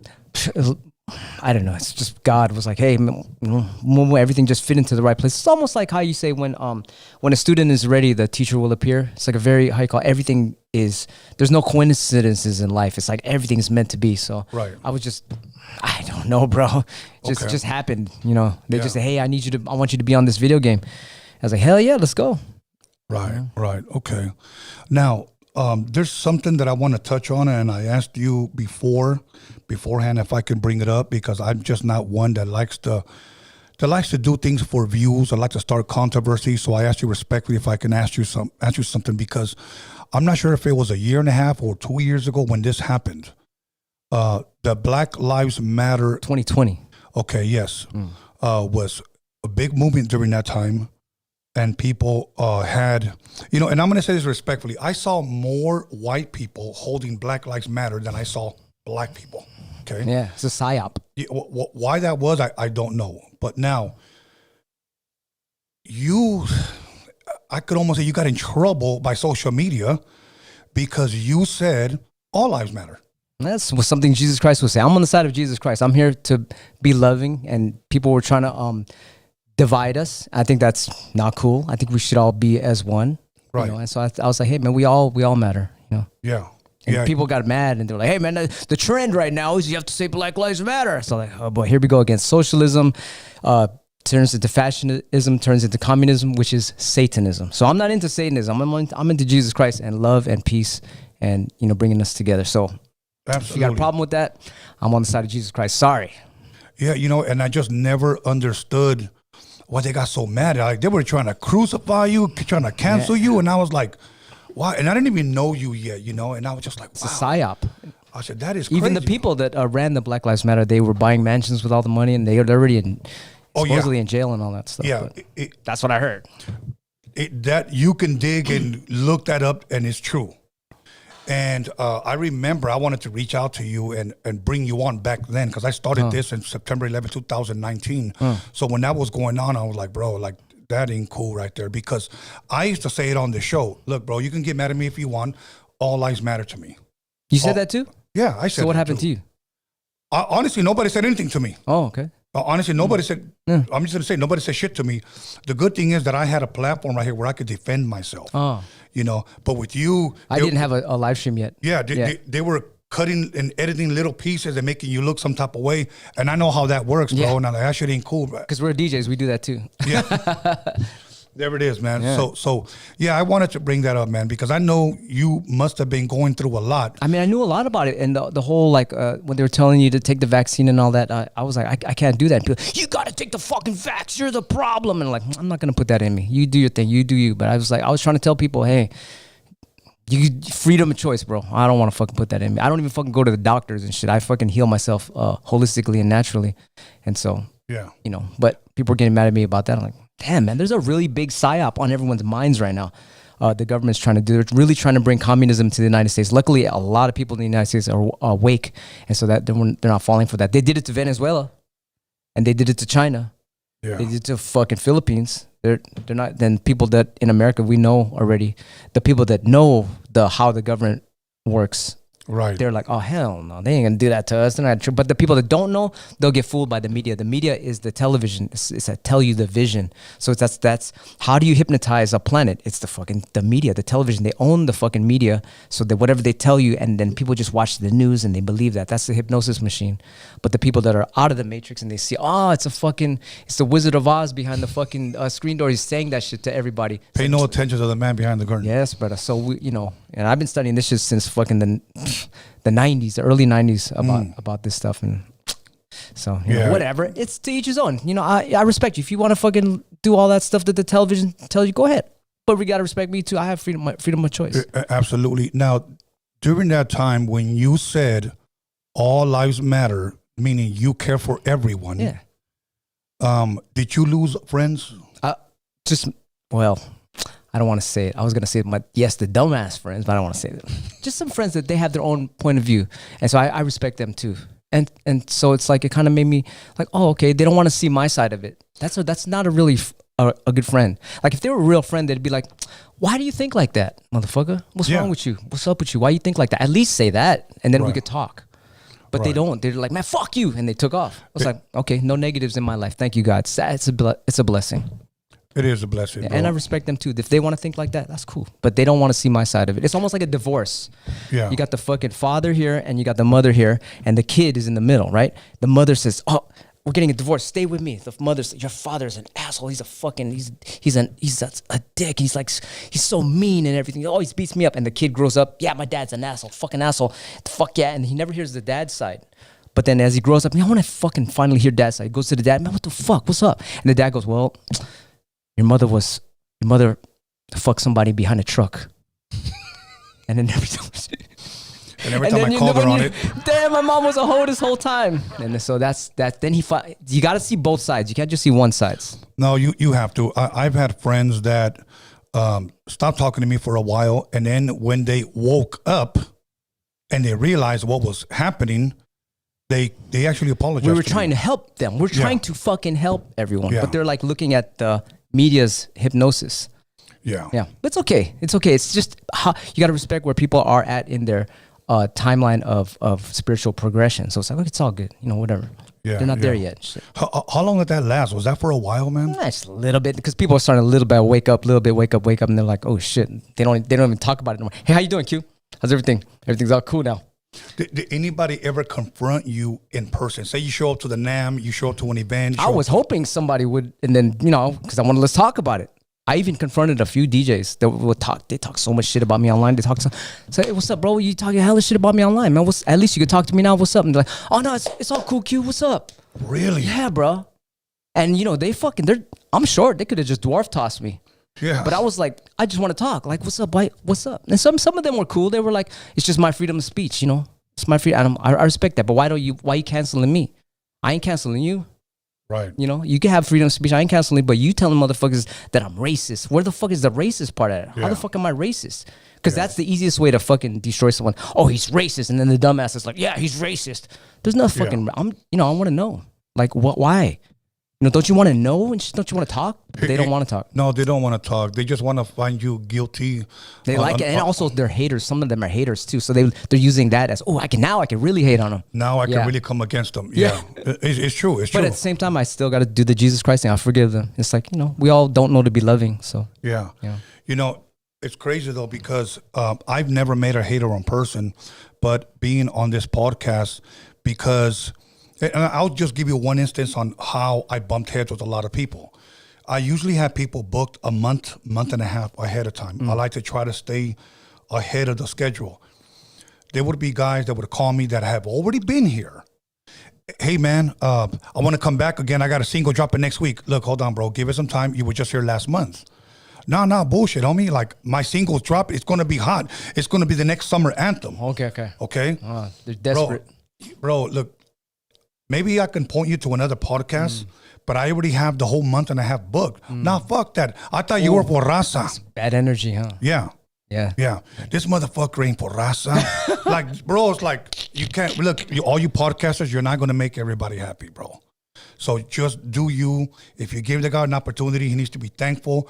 But when they feel that they can talk to you some type of way, bro, like, no, you ain't gonna do that with me. It's bad energy, and then you lose customers, and you lose like connections. Yes. Like that. So you got to be cool with everybody. Absolutely, Yeah. absolutely. Well, you know what? I'm glad that you were a strong person, bro, and you stood by your word and you let all that shit pass. And whoever decided to I still talk got about, love for all those haters, so it's all good. Whatever. you know, yeah, you know what? And it passed and it went on. Did you have friends that told you, hey, man, maybe you should tone it down? Maybe you should. Yeah. Really? Yeah. A lot of friends, but it's my nature to speak out. Like if I see somebody like, hey man, there's a ninja behind the fucking door about to attack you, I'm gonna say something. Right. So, and my hey, shut up, don't talk about that fucking ninja. I'm like, nah, man, he's gonna get fucked up. I want to protect people, And Yeah. so I want to just at least tell them, and then from there they can do whatever. Right. But right. At some least people, warn them. Yeah. But I'm just that type of person that I like to speak out and shit. Yeah. I like yeah. freedom of speech. I love it. Most people live by, don't say shit. Yeah, they want to be quiet. That's Yeah. cool. That's fine. Yeah. But wouldn't you be kind of held guilty if you didn't say something to someone and something happened to that person and you I'd be fucking like, knew? I could have that's why I was telling everyone I'm trying to help them and shit. But some people don't like it. Yeah. Okay. I know that took a little different turn, but that was something No, that's important. That's probably the most important thing we need to talk about. Okay. Actually. I just felt that I needed to bring it up because I thought that Thank you for saying that. Some people just ask me about, blah, blah, blah, DJ this and that, and that's it. Okay, see you later. But this is important. This is like, we're in a spiritual war right fucking now, if nobody has noticed it. Right now. And so we need to be loving and be kind to one another right fucking now, because the devil is fucking trying to infiltrate, and fuck that. The devil's fucking losing right now. And so we're winning. So I'm happy we're on the side of light with Jesus Christ. And the thing is because especially with the November, it's going to be huge for this country, bro, because the way this administration has led this country, I used to work for Kroger, who owns Ralph's and Food for Less, which are markets, okay? Mm-hmm. And I never paid $8 for a gallon of orange juice, bro. God damn, is that how much it is right now? It's how much it is right now. Jeez. At Food for Less. You're not getting nothing for less. You're not. I think it was like $2.99, $3. And I was working at Ralph's, so I knew the prices of milk, of chocolate milk. How big is the orange juice? A gallon, just a gallon. Have you been to any of the health food stores? They got little orange juice, but at least it's healthy. It's some organic. Uh-huh. Yeah, it's like, they went up $10. Like, yeah.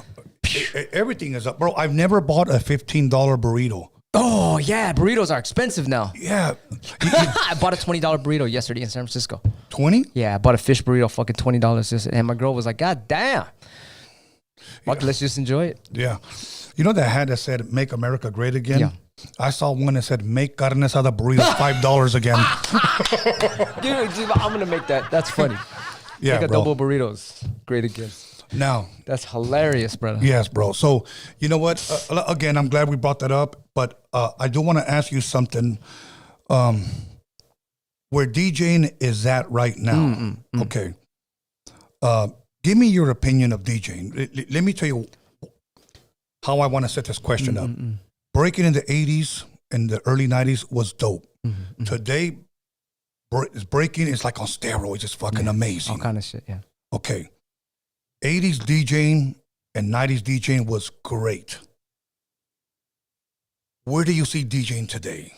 Okay, well, it's just like a nature, right? You have the fucking tree. It grows out for a couple branches of different categories. And now all these fucking categories of everything. So it's just going to keep on expanding. In another 10 years, 5 years, where's it going to be now? It's going to be a bunch of fucking trees with branches. It's going to be all over the place. So it's everyone's starting to realize what their special power is and their super power is to make the world a better place. And all these DJs are being themselves now. They're making their own little branches on the tree and different. Okay. It's going everywhere. Whatever you can imagine, that's what it's gonna be.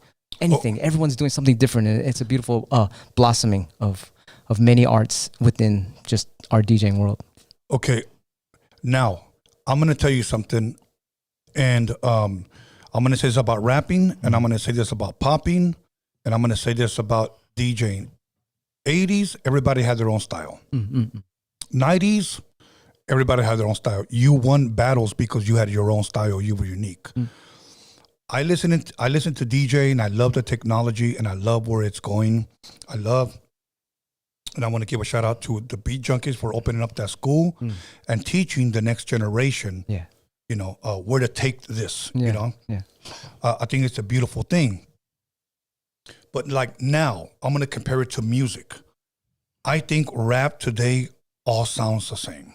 Unless you dig deep to some real stuff, and I haven't been digging. some of the Muggs shit you got to check out. DJ Muggs. Okay. And I just talked to Funk Dubious. Okay. You got some beats. It's always the underground is the winner. Okay. Always. The mainstream shit is like, it's like Britney Spears is number one, and all the people. Oh yeah, the hypnosis. Like once again, the television is gonna tell you. Number one song is by whatever J-Lo or whatever. I don't even know who the fucking top artists are. Whatever, they're gonna say that, and most people will believe that. But the underground heads will fuck no, I don't believe that. There's some dope shit in the underground you have to hunt for. That's the real shit. Okay. Now where I was going with that is that sometimes I think, bro, that DJing all sounds the same today. Let me explain to you what I mean, and this is not a diss. Okay. When the arm wave came out, Yeah. that was everybody's number one move. Okay. Okay. Yeah. When the crab scratch came out, I think that took over DJing. Because today I see DJs that are barely starting off and everything is, I call them one-handed DJs. And this is like no disrespect, but I want to see boom, boom, boom, boom, boom. I like it. I just hear, Sure. You got that category over there. So I go to the NAM and I just see one-handed DJs. Yeah, there's that category. So I'm like, okay, is this where it's going? Because I like the technology that we have. I like the sounds that I'm hearing, but I'm looking for that one standout. Of course. There's always, yeah. That's what I'm saying. Same like in any like let's say the Olympics, right? Like there's dope guys and there's whack guys. It's just that's how it is. Mostly like especially DJ battles. It's like it's fucking a lot of whack guys. But then everyone has a beautiful thing to offer. But it's always like there's standout guys that do something. Those are the ones you hunt for. Like okay, that's what I was looking for. That's what I was waiting for. The champion guys that are thinking different. That's what I'm looking for. Of course, yeah. There's very rare of that, but there are that. Okay. Now, I asked Melody this question, and it was kind of tough for him to answer, but I'm going to ask you this question. I've asked rappers their Mount Rushmore of rappers. There's 4 guys on Mount Rushmore, okay? Give me your Mount Rushmore of DJs. Man, I have to say my crew, Mixmaster Mike, Shortcut, D-Styles, and that's my crew. I can't say anyone else. I love them the most, and I learn the most from them too. And okay, but that's kind of cheating. I know. Okay, besides my crew. Besides my crew. Now then you. Okay, now what year category? What year was the fucking Mount Rushmore carved in the 80s or 90s or which one? You know what? It could be any year. I'll give you mine. Okay. Okay. And now I'm gonna go ahead and repeat the same thing that I told Melody. My first 2 are always gonna be Joe Cooley and Tony G. Okay. That's who I grew up listening to. Okay. You gonna tell us a story about the Joe Cooley scratch? No. Tony? No. Okay. We'll talk about that some other time. Please. Ask him about it in private. Yes. So Joe and Tony, and then the next one would be simply because of his record, Grandmaster Flash on the Wheels of Steel. Okay, then I got another Mount Rushmore for you too. Okay. And then my next one is a split between 2 guys. If Mount Rushmore is 4 people, right? It's 4. Okay. But I couldn't decide on my 4th one, so I just gave them my 2. Okay. It was between Jazzy Jeff and DJ Scratch. Okay, I like that. I like it. So give me yours. Okay, I'll give you 2 categories. I'll give you a little bit later. From my childhood, it would be Cash Money, Jazzy Jeff, Joe Cooley. Oh man, 4? 4. Son of a fuck. Then it's like you would have to put Mixmaster Ice and who did I say so far? That's 4, but That is 4? That's 4. That's it. Mixmaster Ice, Joe Cooley, Jazzy Jeff, Cash Money. Yeah, that's 4. Damn, everyone else is gonna kick my ass. And then the year before, if I had to, that's oh shit. That's that Mount Rushmore. Wipe that out. Wipe out my phone too. The other one would be Grandmaster Flash. Grand Wizard Theodore, the inventor of scratching. I gotta do that because he fucking invented this shit. And 2 more. 2 more. Jeez. That sucks.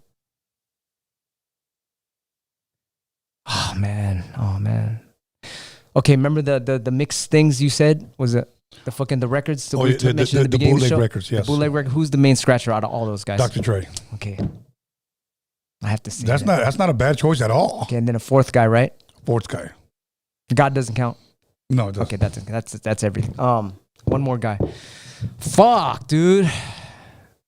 That's a great question, bro. Probably best question ever got asked ever. I guess I would have to go with another LA guy. Fucking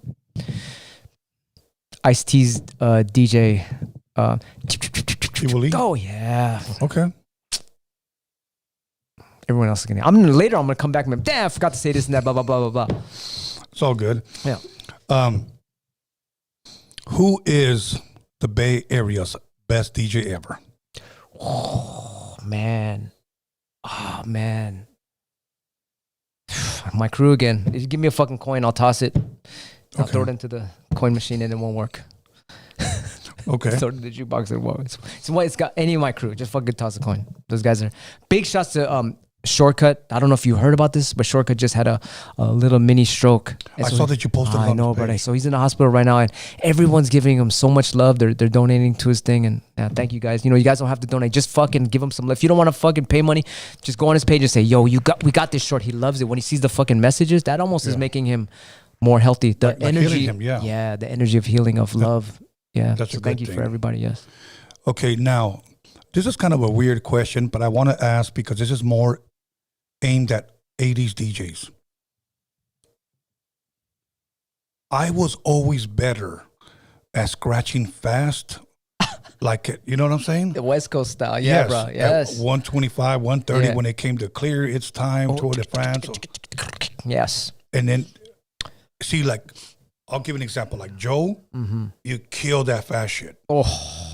But when it came to the hip hop, like I was like, fuck, how do you do that? You sound dope in all of them. Like, yeah, the funky shit. Yeah. So, what did you find yourself better cutting, fast or slower? Faster is easier for sure, but then slower. What I found out is if you swing it, that's the fast shit. So if you're scratch slow, but if you swing it, that's where you incorporate the speed in the slow shit. So see, that's the QBERT that I'm talking about right there. That's the guy that I hear on the records, and I'm like, fuck. I like the faster stuff. It is easier, but timing is everything on that. And you could swing the fast shit too. Like it's cool like that too. If you just got it, like it's jazz thing. Like it ain't no thing if it ain't got that swing. So if you swing everything, you gotta let. Sometimes you guys gotta let it swing. Sometimes, yeah. Yeah, but that was a big lesson for me, like to make everything swing. Okay. Even the fast stuff and slow stuff, yeah. If I told you on some hip hop slow shit, give me one record, meaning one of the two of the same, that I need you to show me your best set right now on that song. What song would it be for the 80s? We're talking about 80s. 80s? 80s. I had a routine that I was gonna use and I never used it. DJ Sinister from the Executioners. He pointed out to me, "Hey, what's that, Q? That's a dope set right there." And I never did it. It was Biggie Smalls and I forgot the name of the song, but it goes. Flavor in Your Ear. I think it was, but it was one of those other songs that sounded like that. There was a Biggie Smalls song like that too, right? It sounded the same like that. I know what you're talking about. So I juggled those both at the same time. Oh shit. Okay, but that's 90s. Oh, that's 90s. I'm tripping. Yes, Okay. I'm thinking about 80s. Ooh. I'll give you an example. I'm tripping. If 80s. somebody were to tell me what would be your best routine from an 80s song, I'd probably say like Bang Zoom by Howie T. I got a routine. I have a routine for that. Yeah, okay, that would be the one then. Yeah, that was my main shit. Okay. I would spin the whole record. Like the dant was over here and the was all over here because we go so the would be at the bottom and the dant would be at the top. So I would go I have to do like that. Fuck, yeah, that's just dope. I had a routine with that. Now, on some 125 beat per minute type of shit, 80s. What was your song? Oh man, Egyptian Lover has some shit. I've been getting into a lot of Egyptian. You know who's dope too? Is Germany. Have you ever heard of Anthony Rother? No. Fuck, dude. If you like Egyptian Lover Electro, bro. And there's this guy, Dynamics from Miami. Okay. You know, Dynamics, I'm a Latino guy, right? Yeah. He's from Miami. He makes he's like the Egyptian Lover of fucking Miami, right? He said, you got to hear this guy, Anthony Rother from Germany.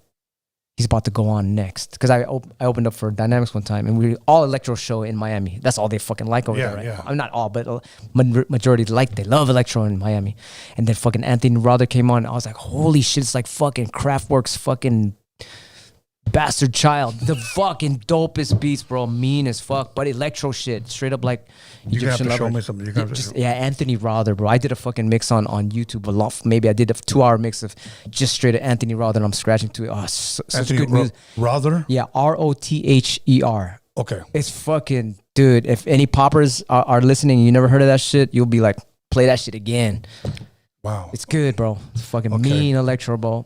So give me your electro song of the 80s that you would have a routine for. Ooh.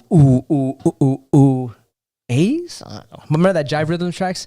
Of course. I use that a lot. It's Time. I use that fucking Hashim. It had like two names, Jive Rhythm Track and then 122 beats per minute. Yeah, that was the title of the track part. Yes. I never got a fucking record of that. Did you ever find one? Yes. That's hard to Yes. find, bro. And I'm going to tell you what other record I had, and this will probably be my routine. Where did you get it at? What stores were out here anyway? Well, Steve Yano, the guy that I named this after, he gave me everything. All I had to do was just ask him. He was really like a distributor, but at the swamp meet. Okay? And what happened was he got me Tour de France, the red labels on 45. Oh, 45 shit. So I remember that's why I think I got good with my timing and everything, because these were regular 45s, and then when you speed up your turntables, I used to play shit extra faster, and they were red label Tour de France. Now, when you got the gray label, the one it'll Or start off slow. Mellow. Mellow. It didn't have that kick on that one. It didn't have the. It had the. It sounded dull. And the one that Joe Cooley used had the red label, what he used at the New Music Seminar. I was fucking trying to find. I was like, how come it doesn't sound like what Joe Cooley's doing? Yes, because that's the gray label. I had the red label. And it had bonus tracks on the other side where it just started out with like the red label 45. Yeah. Joe Cooley's had that one. That I was like, how come it's just going whoa.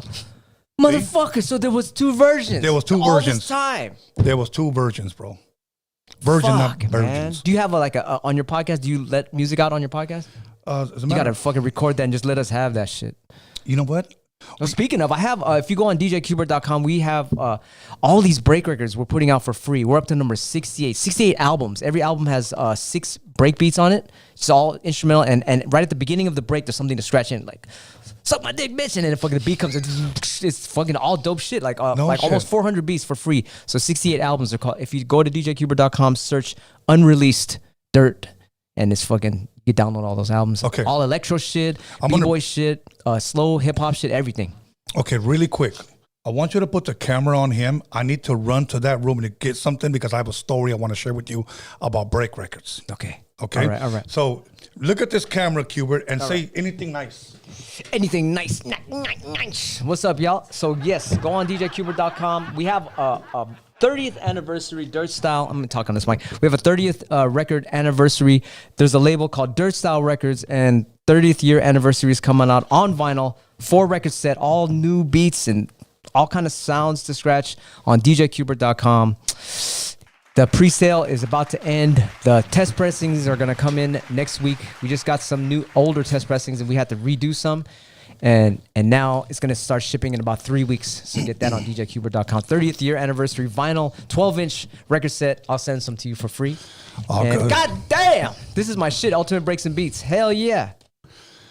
Breakbeat Lou was here. That's my homie right there. Yeah. Fuck yeah. These are the shit. All graffiti fucking record covers. And that's what we were we were really keeping alive. I remember when hip hop came out and then it started. What the fuck? Where'd all the graffiti go? Yeah. So we love graffiti so much. So all the fucking covers, all the Dirt Style covers got a gang of graffiti on it. Top artists. Big shouts to Rich One from LA. Hex from LA. A lot of graffiti artists came from LA, bro. Fuck, dude. Now I have a story about that. Okay. I got all this shit. Steve Yano, once again, rest in peace, comes to my house one day, and he gave me 2 sets of that. Yeah. So it was 25, so I had 50 of them, and I was like, what is this? I was like, what is this? Yeah. You know? And he goes, oh, these are breakbeats. And I said, I remember too. I don't know what that is. And he tells me, right now on the West Coast, you and Dr. Dre are the only ones that have those. And I said, oh, why? Like, I didn't get it. It didn't Yeah, because register. it just sounded like music. Like, Right. What, you know, I didn't get to the good part yet until the middle. Yeah. And then he says, he said, don't sell them because Steve would sell them. He said, don't sell them. Let me sample everything. Ooh. The DOC, Funky NF came out of there. The doc, but they used Substitution. NWA, Straight Outta Compton came out of there. Nicety, a lot of Michelet stuff came out of there. Above the Law samples all came out of there. You know, some of the JJ Fad stuff came out of there. So when I started hearing that, I'm like, okay, like for an example, what was that song? It Takes Two to Make a Thing Go Right? Yeah. What was the name of that? It's a funk song. Easy Rob or... Fuck. Anyway, she was like a female James Brown and shit. Yeah, that sample came out of there. The sample Tramp by... that Cypress Hill, Yeah. How I Could Just Kill a Man. I didn't get it because I would listen to the record. I was like, it's just a funk song. But if you keep listening to it, all of a sudden it'll break down to just the drums. Yes. And that's the part you sample. That's the the part. break. And that's the fucking why they call breakdancing, because they're dancing to the break of dancing the to the song. break. And that's the Yes, part they loop. And that's what invented hip hop. Yes. These are all the fucking breaks. Big shouts to Breakbeat Lou. Absolutely. And so when I got rid of all my records, these are the ones I just decided to keep. Ooh, these are the best. Yes, because Steve gave me these. And so I said, you know what? I'm just going to go ahead and keep them. Now, you're probably wondering, if you don't know, what happened to the other set, because you only have 25 here. I gave this story out before, and one day, if I ever have him here, I'm going to confront him in a nice way. Ice Cube leaves NWA, and he comes to my house. Ooh. Steve says he's With looking a for backpack. he's looking for a DJ. And I said, okay. So he tells him I'll be his DJ, but I'm going to New York first to work on my record with Sir Jinx and the Bomb Squad. Okay. I said, all right, cool. And he says, can I borrow a set of those? Shit, never going to return those. And I said, yeah, okay, cool, whatever. The wrong thing to say. Yeah, and I never saw his ass again. Of course. And all my records that DJs borrowed, I always say, see you later. Yeah. Yeah, you're never returning that fucker. You know what I just realized? Isn't this like the Brat dolls? Look at, that's crazy, huh? That's amazing, man. Fucking beautiful artwork. Big shots to Kel. Kel is the artist. Kel. I still want to meet his ass. Kel Harris. Fuck. Have you met him? This artist? No. Fuck, man. This guy's a legend. This guy's like the fucking Knights of the Turntables. I always thought they were like fucking invisible angels and shit. Watch, I'm gonna share something with you. What is that? Dope. This is dope. I did a take on this. I photoshopped. See how this guy's holding a boombox? I photoshopped a big ass transformer robot. You know that transformer that is a boombox? Yes. Soundwave. Yes. So he's holding Soundwave in this. I got a picture. It's on my Instagram. Okay, I wanted to show you something. Don't get mad at me, baby glue.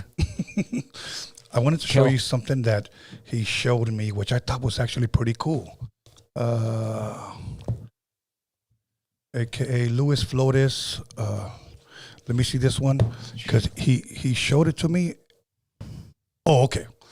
I want you to read the credits where it says edit by Luis Flores. Okay. Why? Because he told me a story. All right, go for it. Edited by Luis Flores for Beat Junkie Pro. Oh shit, Beat Junkie. Oh, there's a fucking Beat Junkie in LA? I mean New York. Right. Oh shit. So this came out before the Beat Junkies? Yes, this was in the 80s. Well, this is one Beat Junkie, and then One the guys Beat in Junkie. LA is the Beat Junkies. Yeah, it's different. Yeah. Much love and respect to them, but yeah. So these actually inspired and blessed a lot of people. That's fucking dope. I still use these. And the more you fucking use it, the more static on the record it gets. So when you sample that shit into the SP1200, it's like... Yes. I love it. Okay, we got about 10 minutes. I don't know. Should we even take phone calls, bro? Has anybody been asking? No? Okay. We just got about 10 minutes. QBERT, anything that I didn't ask you, anything you want to bring up, anything you want to share, or anything you want to promote, you have so much work, you have so much history, bro, that it's impossible to cover it in one night. But I wanted to ask questions about the beginning of QBERT. I wanted to know about your mobile DJing. I wanted to know about your needles, your mixer, your turntables. You know. Now, have you ever seen that movie Wave Twisters? Wave Twisters? Yeah, you should, it's like that. It's overlooked. It's the first ever animated hip hop movie, and I made that movie Wave Twisters. You should watch it. It's all these characters all animated in when did it come out? I wonder why. 1999, 1998. I wonder why I didn't know about that. Yeah, it's on DVD. First ever animated hip hop movie. Check it out. Wave Twisters. All scratching in there. Has anybody done, and maybe I'm goofy for even asking, a documentary on QBERT? Not really. No, just little clips of shit here and there. Wow. Which one is your most memorable? You seen that movie Scratch? Yes. Okay. Yes. That's a good. Absolutely. Yeah. Which one is your most memorable when you won a championship? Oof, the most memorable win would be probably that first time I finally won the World Championships in 1992 with Mixmaster Mike and DJ Apollo. Wow. When I won that, it was like, oh shit! It really works when you don't give a fuck about winning, but just you got to practice. I remember right before the show, we didn't have turntables to practice. Oh, we did it. There was a part where we didn't have turntables to practice. We would mouth everything out. Oh, you know, because we had to like a little DJ talk. Yes, yeah. So we would have to practice with just yapping. But that was the first time. It was funny because I didn't realize that about that DJ talk until like, I want to say, scatting. There was a guy named, I think we just called him DJs. It just wasn't Scratch. I think it was Cat Scratch or whatever. That was his DJ name. And one time he showed up to the club where we were spinning, me, Joe, and a couple of other guys. And he just said, hey, man, you know, do you think I could spin? And I said, look, you're going to have to ask Joe because he's the one running the whole show here. And he said, all right, cool. Of course, he got its time. But the way he came in, man, like, and then he stopped the music and he goes, it's time. Like, and I was like, I never stopped the music too. Yeah. Ooh. I had never heard that scratch. So after I was talking to him, the lights were on, the club was already over, and I said, hey man, how did you do that? He goes, well, which one? I go, the one that goes, and he goes, no, it's like, So and people were seeing, you know, talking, and they were like, what the hell are they talking about? Because fucking aliens and shit. Because my son would always say, well, Dad, how do you come up with that stuff? And I said, mijo, if you hear it here, you could put it here. Yeah, you can say it. Is that how you hear it? Sure. There's a thing in jazz again. Say it before you play it. So we'll say some stuff. We'll fuck around. Like, I have a friend that's like he's just a crazy homie. We would practice with him, and all he would do is go, okay, now do this, and we have to copy it all the time. So that was fun. Yeah. Okay. I saw. Big shouts to MCUB. Yes, I saw. I'm trying to remember his damn name, but it was Hey, what did you think about when Aladdin came out? That was fucking out of the world. This world, right? Yes, I have my own thoughts on Aladdin. Okay, tell me about Aladdin. Tell me some stories. Go. Okay, That's the man. First and foremost, I thought Aladdin was amazing. Okay, but out here, we used to call him Baby Joe. Okay. Because we thought that he was just another Joe Cooley. Yeah, he took after. He learned from him. You know, we all do. I have no problem with Aladdin. Aladdin is dope. Yeah. I have a great story and memory about DJ Aladdin, which I never got to share because I met him at the NAM. I would see him everywhere, but I finally met him at the NAM, and we had set a date for him to come, and it just never happened. Oh, shit. It was 1988. I believe it was March. I'm one of the few that can still remember that went to an NWA concert. I was backstage with them. The DOC opened up. This was when Everlast was still with Rhyme Syndicate, and he was performing Never Missing a Beat when he was rapping to Do Wah Diddy. Oh. Okay. So he opened up for everybody. Then the DOC went up there. He performed, and he was so drunk he walked off the wrong side of the stage. Because the stage is called the Anaheim Celebrity Theater, and I know a lot of you guys know it. The stage is in the middle. You literally have to run through the crowd, bro. And the stage turns around. Oh, sick. So everybody sees you, bro. Okay. And he walked off the wrong side of the stage, and he was always drunk. Who are you talking about, Aladdin or DOC? DOC. Okay. I'm working myself up to Aladdin. Okay. So it was Everlast, DOC, NWA comes out. And then Easy E comes out, and the crowd even goes more crazy. Okay. King T is next. Ice-T, Power, the album, he was headlining. And he just dropped. But Okay, so King T's up on stage, Mixmaster Spade is up on stage, Pool's up on stage. He had an SP 1200 on and he was playing beats. So and then they told Aladdin cut it up and he did Rock the Bells. Oh yes. And I was like, holy shit. I might do that tomorrow just because you said that. I might try it out, do my version. But oh man, so cool, bro. And I just said, wow, that guy was amazing. Bro. Oh yeah, fuck. That guy was amazing. Super fast too. Even to this day, that's fast. Yes, because you know they got these the newer scratches with the crabs and the flares. Yeah, it's cheating. Aladdin was just hardcore, straight up transferring, like straight up. That's like speed. Yes, bro. Oh my god. Yes. I have to give it to him, bro. The guy was dope, bro. Another guy that I had here, DJ Battlecat. Oh damn! See, I knew we were gonna miss all these people. Yeah, fuck that. That's the homie. Now I will say this: DJ Battlecat DJs on a controller. Okay. Now. Okay. But I want to say something about him because we had an event called Club Rhodium in downtown, and he came down and he spinned. And and let me tell you something, man. He brought his controller. He didn't charge me, and he said, if I feel it, I'll spin. Oh, cool. No cool, problem. Nice. And he Good just guy. said, hook it up. Wow. Bro. Good guy. Beautiful heart. I truly felt watching him mix on that controller. Yeah. Like I was hearing a mixtape, bro. It was beautiful. Yes. It was beautiful. Yeah, you know, in mixtape, we lay a bottom beat. You can fucking lay, make the music with your mouth biz, the instrumental. You could have an acapella of maybe an R&B singer, and then you could have a scratch, and then all of a sudden you hear the next mix coming into the bottom beat of Bismarcky. Like that's what it sounded like when he was DJing, bro. Yeah. And I was like, what? He's a good producer too. Yes. You ever talk? Did you ever pick his brain? Yeah. What did you learn from him? He's been here like 3 times. What did you learn from him? The main thing. I wanted to learn how he made his clap. Okay, so what did you say? And he told me, I think he took a Roger clap and he took I believe a Parliament clap. But what I wanted to learn together? Yes. But what I want, and he says that on the interview, like he didn't care, he came up with it. Yeah. But that clap always came right because here's the 1 and here's the 2. Okay. It came right before the 2. Oh, just a little bit. Yes, right before. Yeah. A little bit, huh? So I want to know, like, how did he tweak it on the drum? Because instead of boom, cap, it was almost like clap. Oh yeah. A clap. Yeah. You know, it was like a 132nd or 164 right before. Yeah, like how did you get nice, that? Yeah. And he kind of explained it, but I just had so much to ask for, bro. But he just said, I just always did music. I love music, but I've been knowing Battlecat since the 80s, bro. Oh, did you see him in the DMC competition? Yes, and he was very mad still. Did you see him when he fucking just went, almost closed his eyes and he did a beautiful ass chirp? I was like, that fucking struck my heart right there, bro. I was like, oh, he's feeling the fucking scratch. That stained my brain like, oh, it's like a fucking Jimi Hendrix thing.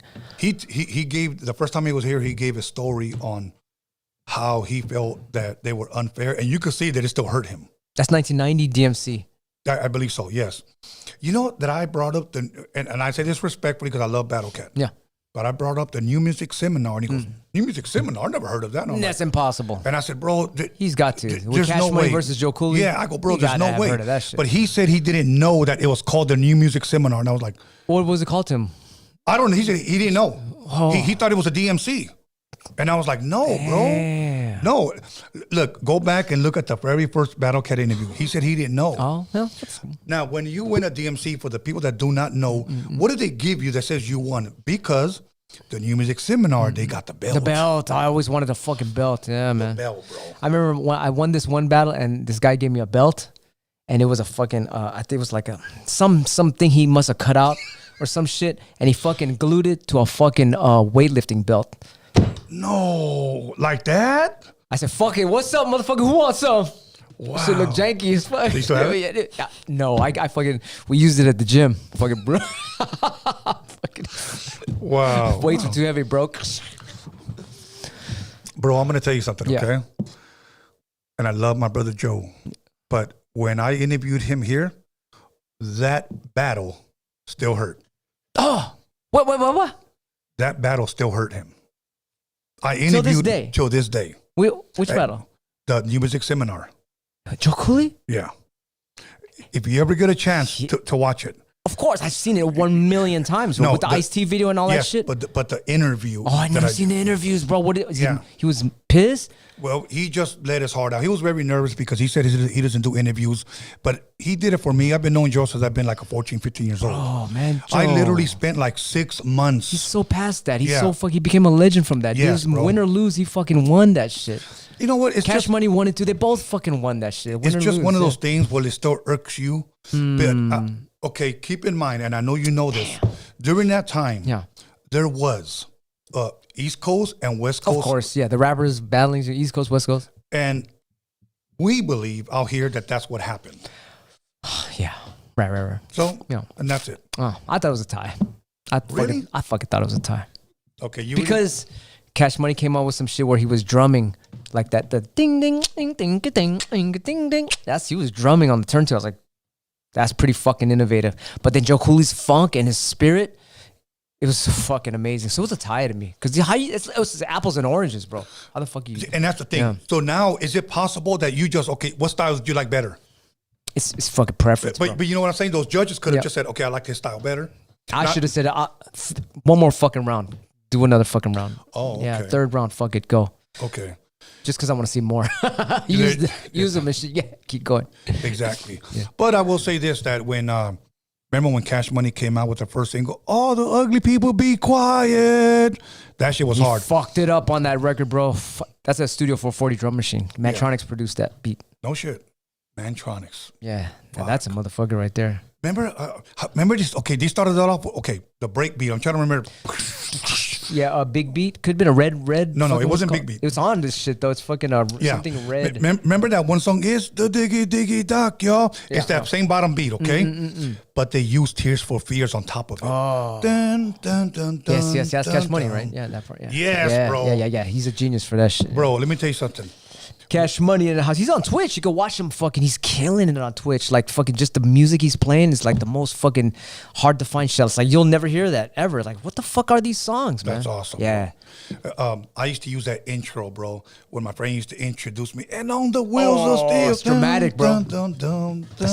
That's like some theater shit. Yes, bro. Yes. Yeah. So that's pretty smart.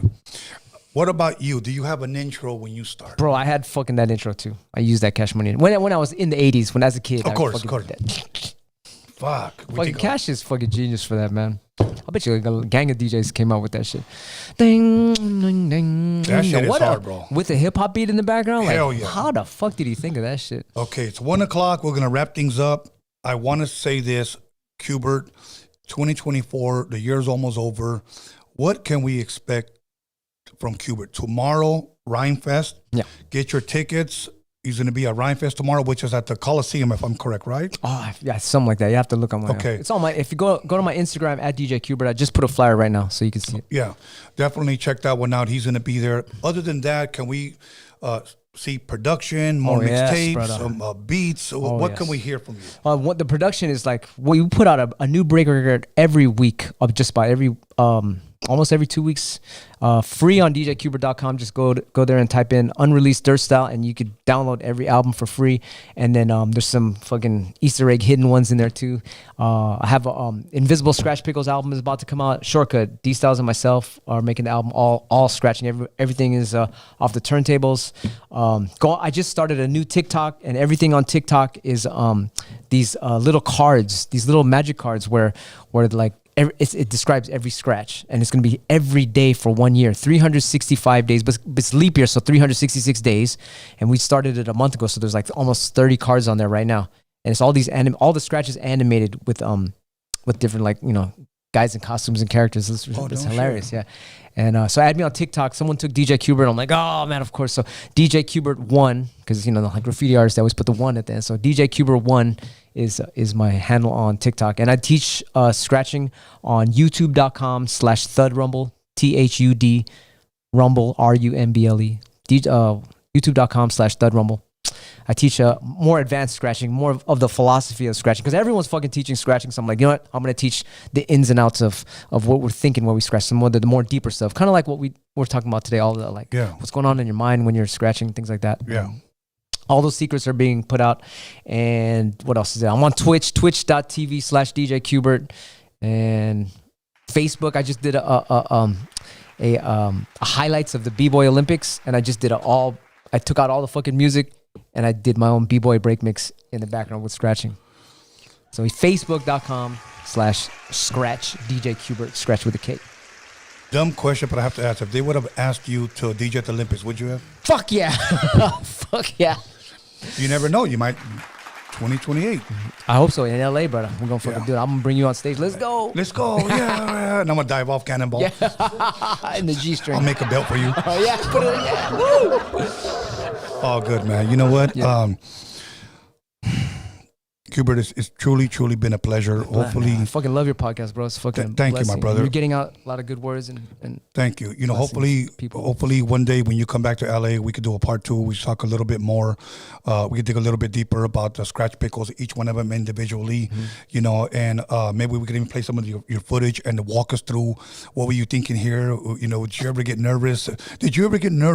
fuck yeah, you know the fucking needle shit when you do this one, Yes. picking up the needle. Now I'm like more zen. I'm just like, whatever, I don't give a fuck. The more I fucking practice, the more I fucking just pick up the needle slow. The less I practice, oh shit, I'm fucking Do you still use needles or needleless? needles. Just because it's a little more accurate, you know, because I do like really intricate scratches, so I have to the most accurate equipment I have to use. I mean, you know, vinyl is the most accurate, of course. Of course. Then under that would be Tractor, and then there's this thing called Algorithm that I'm really happy about. You could DJ off your iPhone, but it's still, I'm using turntables. You could hook that up to the mixer into the iPhone or iPad. Wow. You know, of course, and then Serato and all that other stuff. Okay. And, Wow, there's phase and all that other shit. There's so much shit, man, that I Yeah. want to ask you. Just like I know, like a producer that you are, sometimes you could be laying in bed and all of a sudden, does that happen to you? Oh yeah, dreams and stuff, of course. Yeah. Yeah, sure. And you're like, hold on, let me turn on my turntables, get the needle. Is this what? Yeah. I Yeah. got scratch. Go to sleep. Yeah, That's exactly. the Look, for people that may not be DJs, a lot of stuff happens. You could be asleep and wake up and hear. Oh, bro, you know what I do? I figured it out. There's this thing right before you freaking go to bed. You ask God, your higher self, or you program into your mind like, how do I solve this whatever solution? What's the solution to this? And you'll dream about the fucking answer, and you wake up and I know what to do. All the fucking time. Wow. That's the best place to look for answers. You know what used to drive me crazy? I'll be honest with you. When I had the SB12, I would listen to that beat that I'm asleep. My drum's already turned off. I need to truncate that better. that shit little counts as little It does. things, yeah. It does. Other than that, brother, you want to go ahead and give shout outs before? I think you have something, right, Alex?